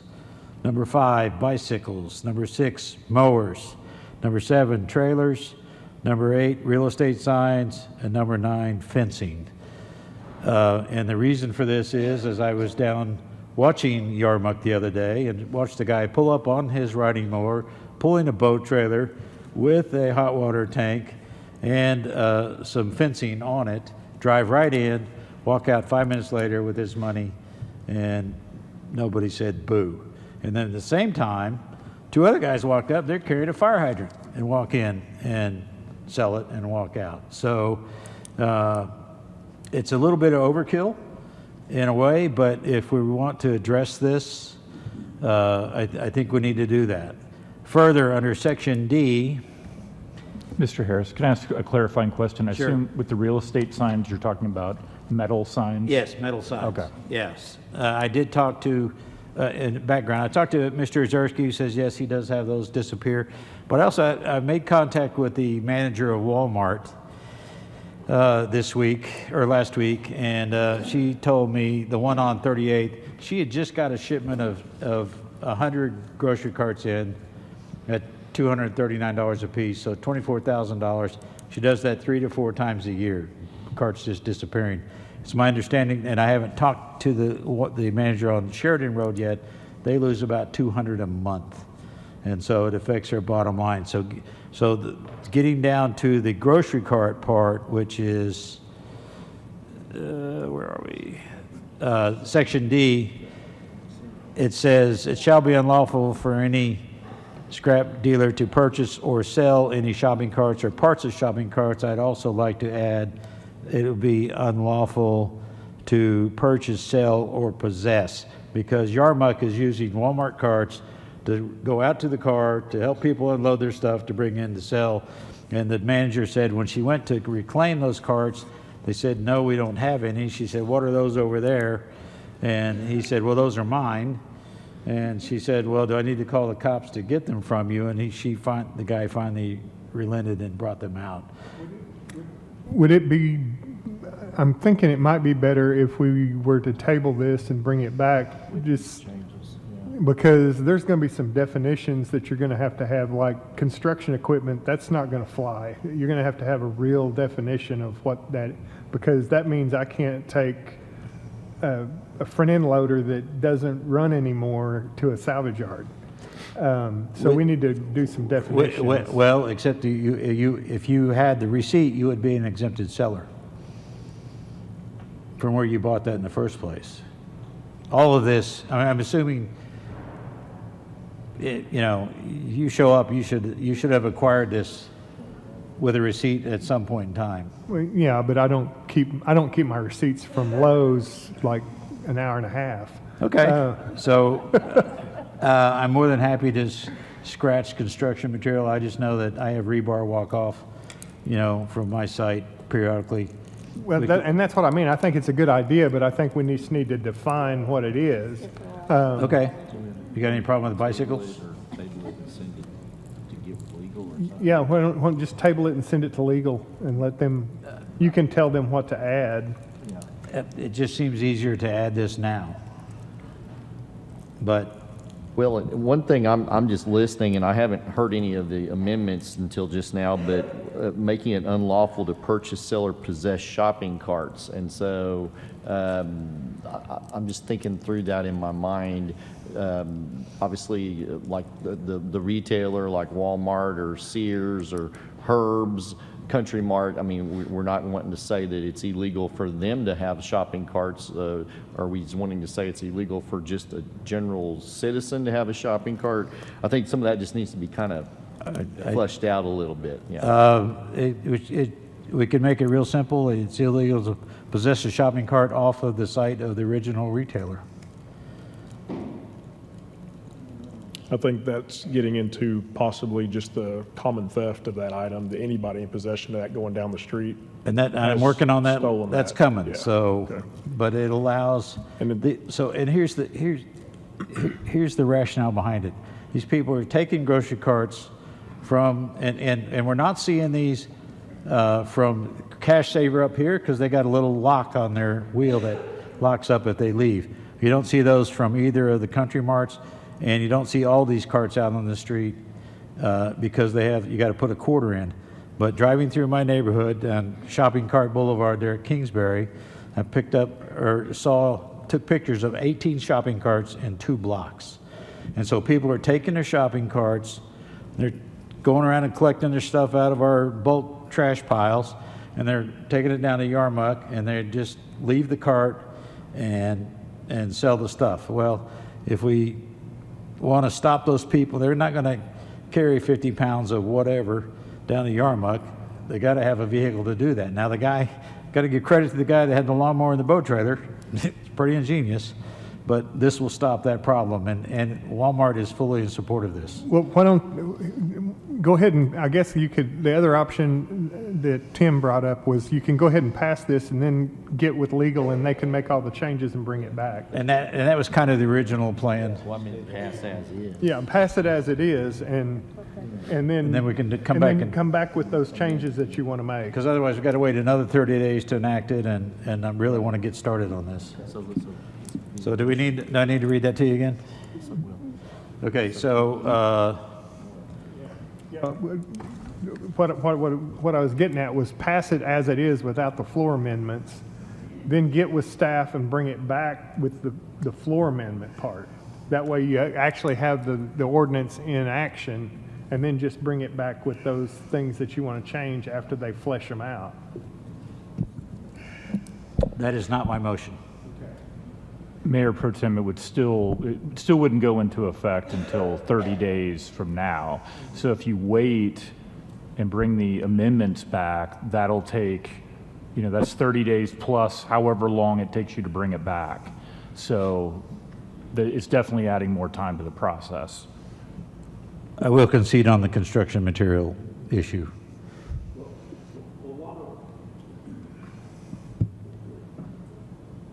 Eric. Why don't, Councilman, why don't you just say the ones that aren't ambiguous, add those, and then bring the other ones back when they're vetted? Because I understand what you're saying. You're wanting to deal with some of the issues of the thieving of the shopping carts, and you've already talked to the stores that are involved. And before those conversations go away and the work that you've done sort of dissipates out of their mind, then initiate as much as you can that's clear.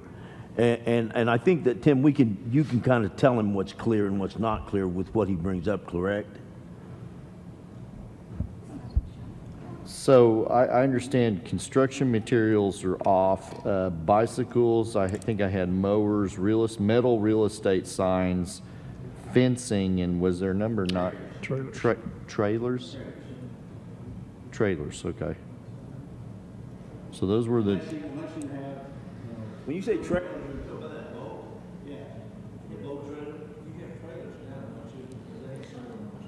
Yeah, trailers are not in the actual scrap metal ordinance, but they're supposed to be serialized.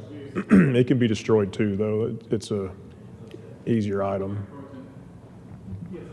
A question, how would this affect a citizen changing, let's just say he's changing out, my water heater got a leak.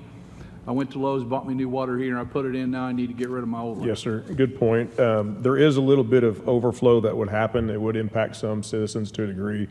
You may have a bucket of copper that your grandpa had in his shop, or you may have that water heater.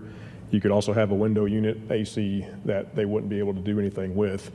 But again, I go back to, we have the mass majority of our citizens that are being stolen blind, where their AC system that got stolen, somebody's going to scrap that for $200. It's going to cost them $2,000 to $3,000 for them to replace that. And so those are the ones we've got to take care of, I think. We will have some one-offs, but I think the mitigating circumstances there aren't going to outweigh the benefit that the rest of our community is going to get. Okay. No, sir. Yeah, you're getting 10. I was just gonna say, I don't think water heaters are a problem. They'll sit there all year, believe me. That takes work. Well, it is no doubt that there is a direct problem that we are trying to deal with, like Councilman Gill said. Yes, sir. And that's the condenser units that they're stealing, the catalytic converters, copper. and those number of things. And Councilman Harris, thank you. We've been here a long time. I was going to call you Smith, but Councilman Harris, specifically, you've got in mind some of the things that's been happening, even with the in view of the homeless that are taking those carts and using them as a mode of transportation to take the things that don't belong to them. Yeah. And so I think that the catalytic converters, the other things that the homeless are getting. Hold on just a second. We're having picture time. You get punch. Okay, are you done with your picture time? Okay.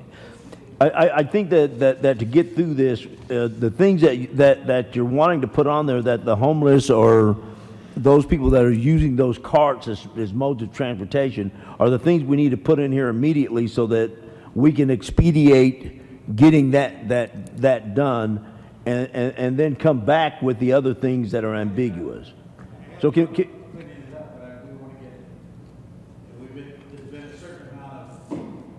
you've went down there and obviously seen the carts, and to stop the carts from them taking the carts and using them to stop, and then putting in there the air conditioner parts, the catalytic converters, and put that stuff in the ordinance right now and us pass it, and then come back with the things that are ambiguous that you want to deal with. I think that'll kind of get us through this real quick.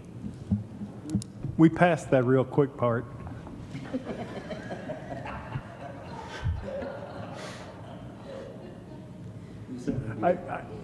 How about try it without? It's an ordinance, title only, without the construction. So the motion is to change the ordinance, or adding to the ordinance, not deleting anything, under Section C, bicycles, lawnmowers, trailers, real estate signs, and metal fencing. And adding to Section D the words, in addition to purchase, sell, or possess any shopping carts or parts of shopping carts. And waive the reading of the ordinance, read the title only. Mr. City Manager. Mayor Pro Tem and Council, just to be clear, based on the city attorney's comment earlier, so the language in D only pertains to scrap metal dealers. So like if a citizen had one, that's not who this ordinance applies to. It specifically applies to scrap metal dealers. So just wanted to clarify that because that comment was made earlier. Thank you. You're not going to put rebar in there? Mr. City Attorney? Do we have a second? We have a second for that. Oh, I'm sorry. Yes, we have a second. We have a motion and a second. Read the title only.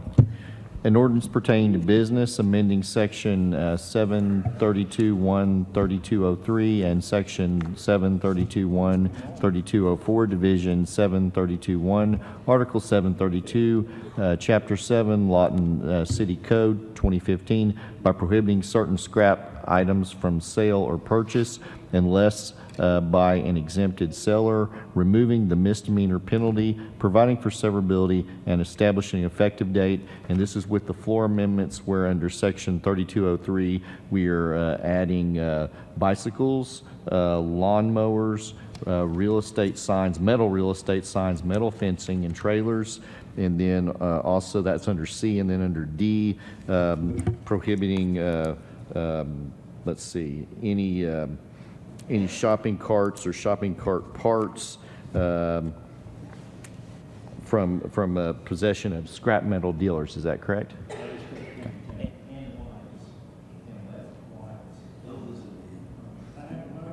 I have a motion, a second, and reading of the ordinance. Call the roll, please, or vote. Before you call the roll, can I ask one thing? Does that sound good to you? Yes, sir. Okay, good. Thank you.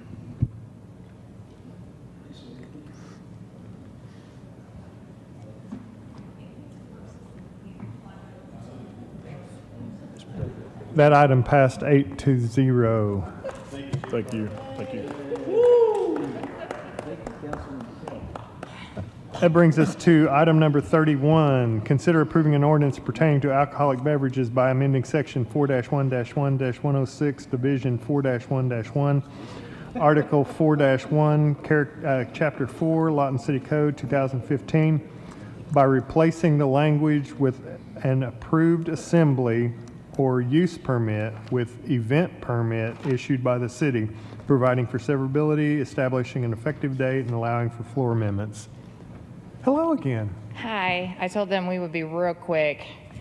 So this is just some cleanup language. We realized a couple months ago we don't do assembly permits anymore, we do event permits. So we just changed the language from assembly or use to event.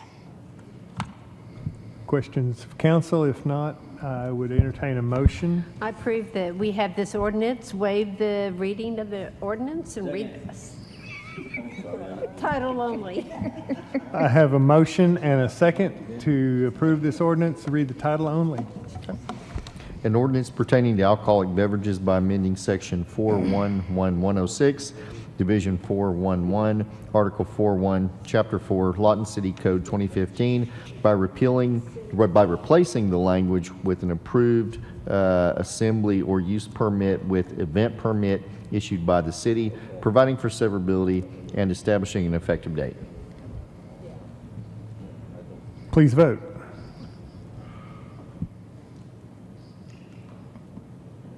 That item passed 8-0. Brings us to item number 32. That was quick.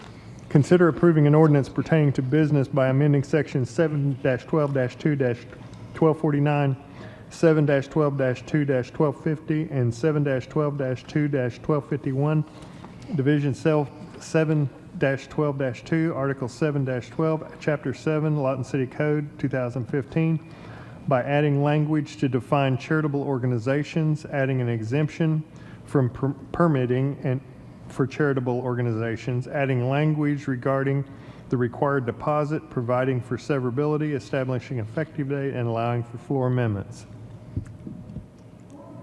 We'll be quick on this one too.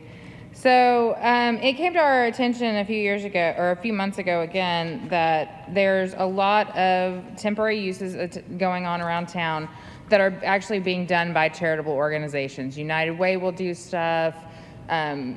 At Cash Road Square, they have the car show, and that's typically run by a 501c3 charitable organization. So we took a look at our temp use code, and we essentially defined a charitable organization and put an exemption with some rules that they would have to follow, but they won't be required to pull temporary use permits. And then the last change to this, there's a deposit in Schedule A, fees and charges, which has been there forever, but there was never actually anything in the ordinance. So I just threw some language in to clarify what that deposit is for. Any questions from council? If not, I'd entertain a motion. Read the title only. Please. I have a motion and a second to approve the ordinance. Read the title only. Yes, sir.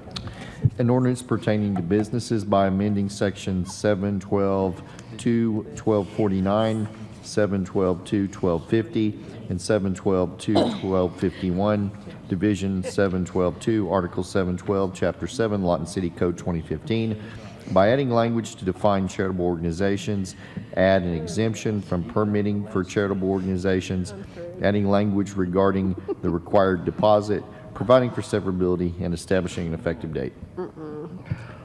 Got a motion and a second. Please vote.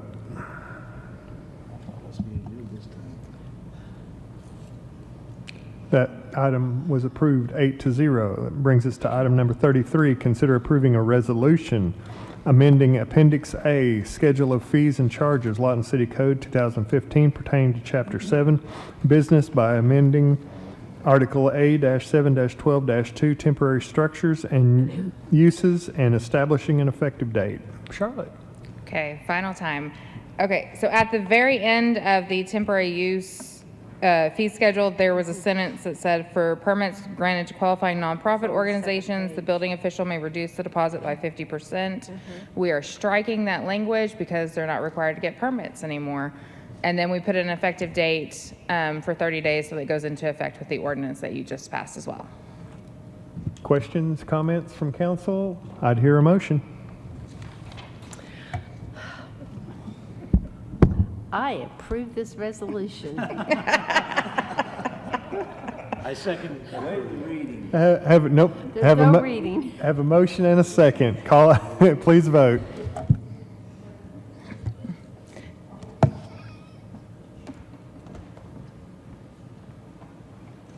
That item was approved 8-0. That brings us to staff reports. Provide City Council with an update on FY 2022 and FY 2023 audit process. Hello. Hi. So I spoke with the auditors this morning. They are finishing up their review. She said they'd be done by Friday or early next week. After that, the auditors will punt the financials back to Crawford and Associates, who prepared them for us, and they will go final on the actual audit report that you will receive, and it will be presented on April 9th to you all. In the meantime, we've been reviewing the adjusting journal entries that were provided to us earlier. We've also been reviewing the report, making sure there's no typos or numbers that didn't get changed, things like that. We've been working through cash and grants, as you've been told previously. And once 22 is final, we will really be able to get rolling again on 23. Any questions? None from me. Anyone else? No questions. Thank you very much. Appreciate it. I would entertain a motion to go to executive session. A motion? Second? Anyone? Second? Please call the roll. Hampton. Uyghur. Williams. Yes. Warren. Hankins. Harris. Chapman. Gill.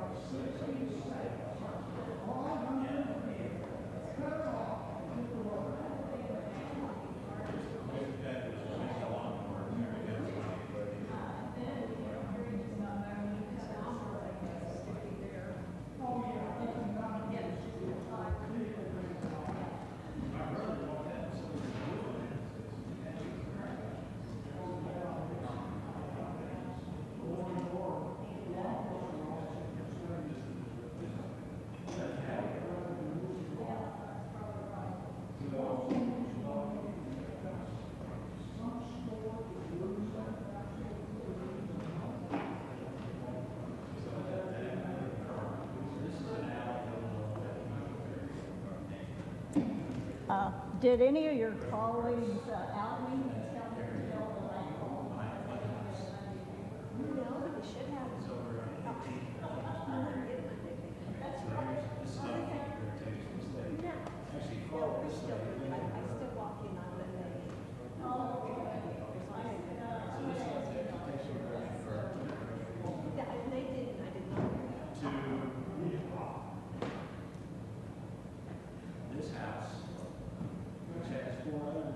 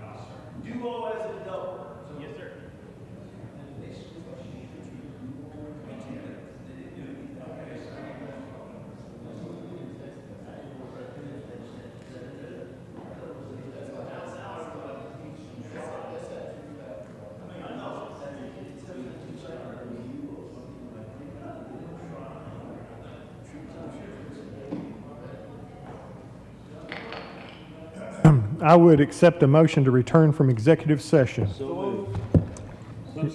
I got a motion and a second. I got a motion and a second.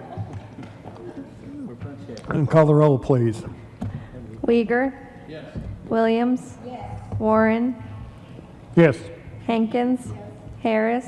Yes. Chapman. Yes. Gill. Yes. Hampton. Yes.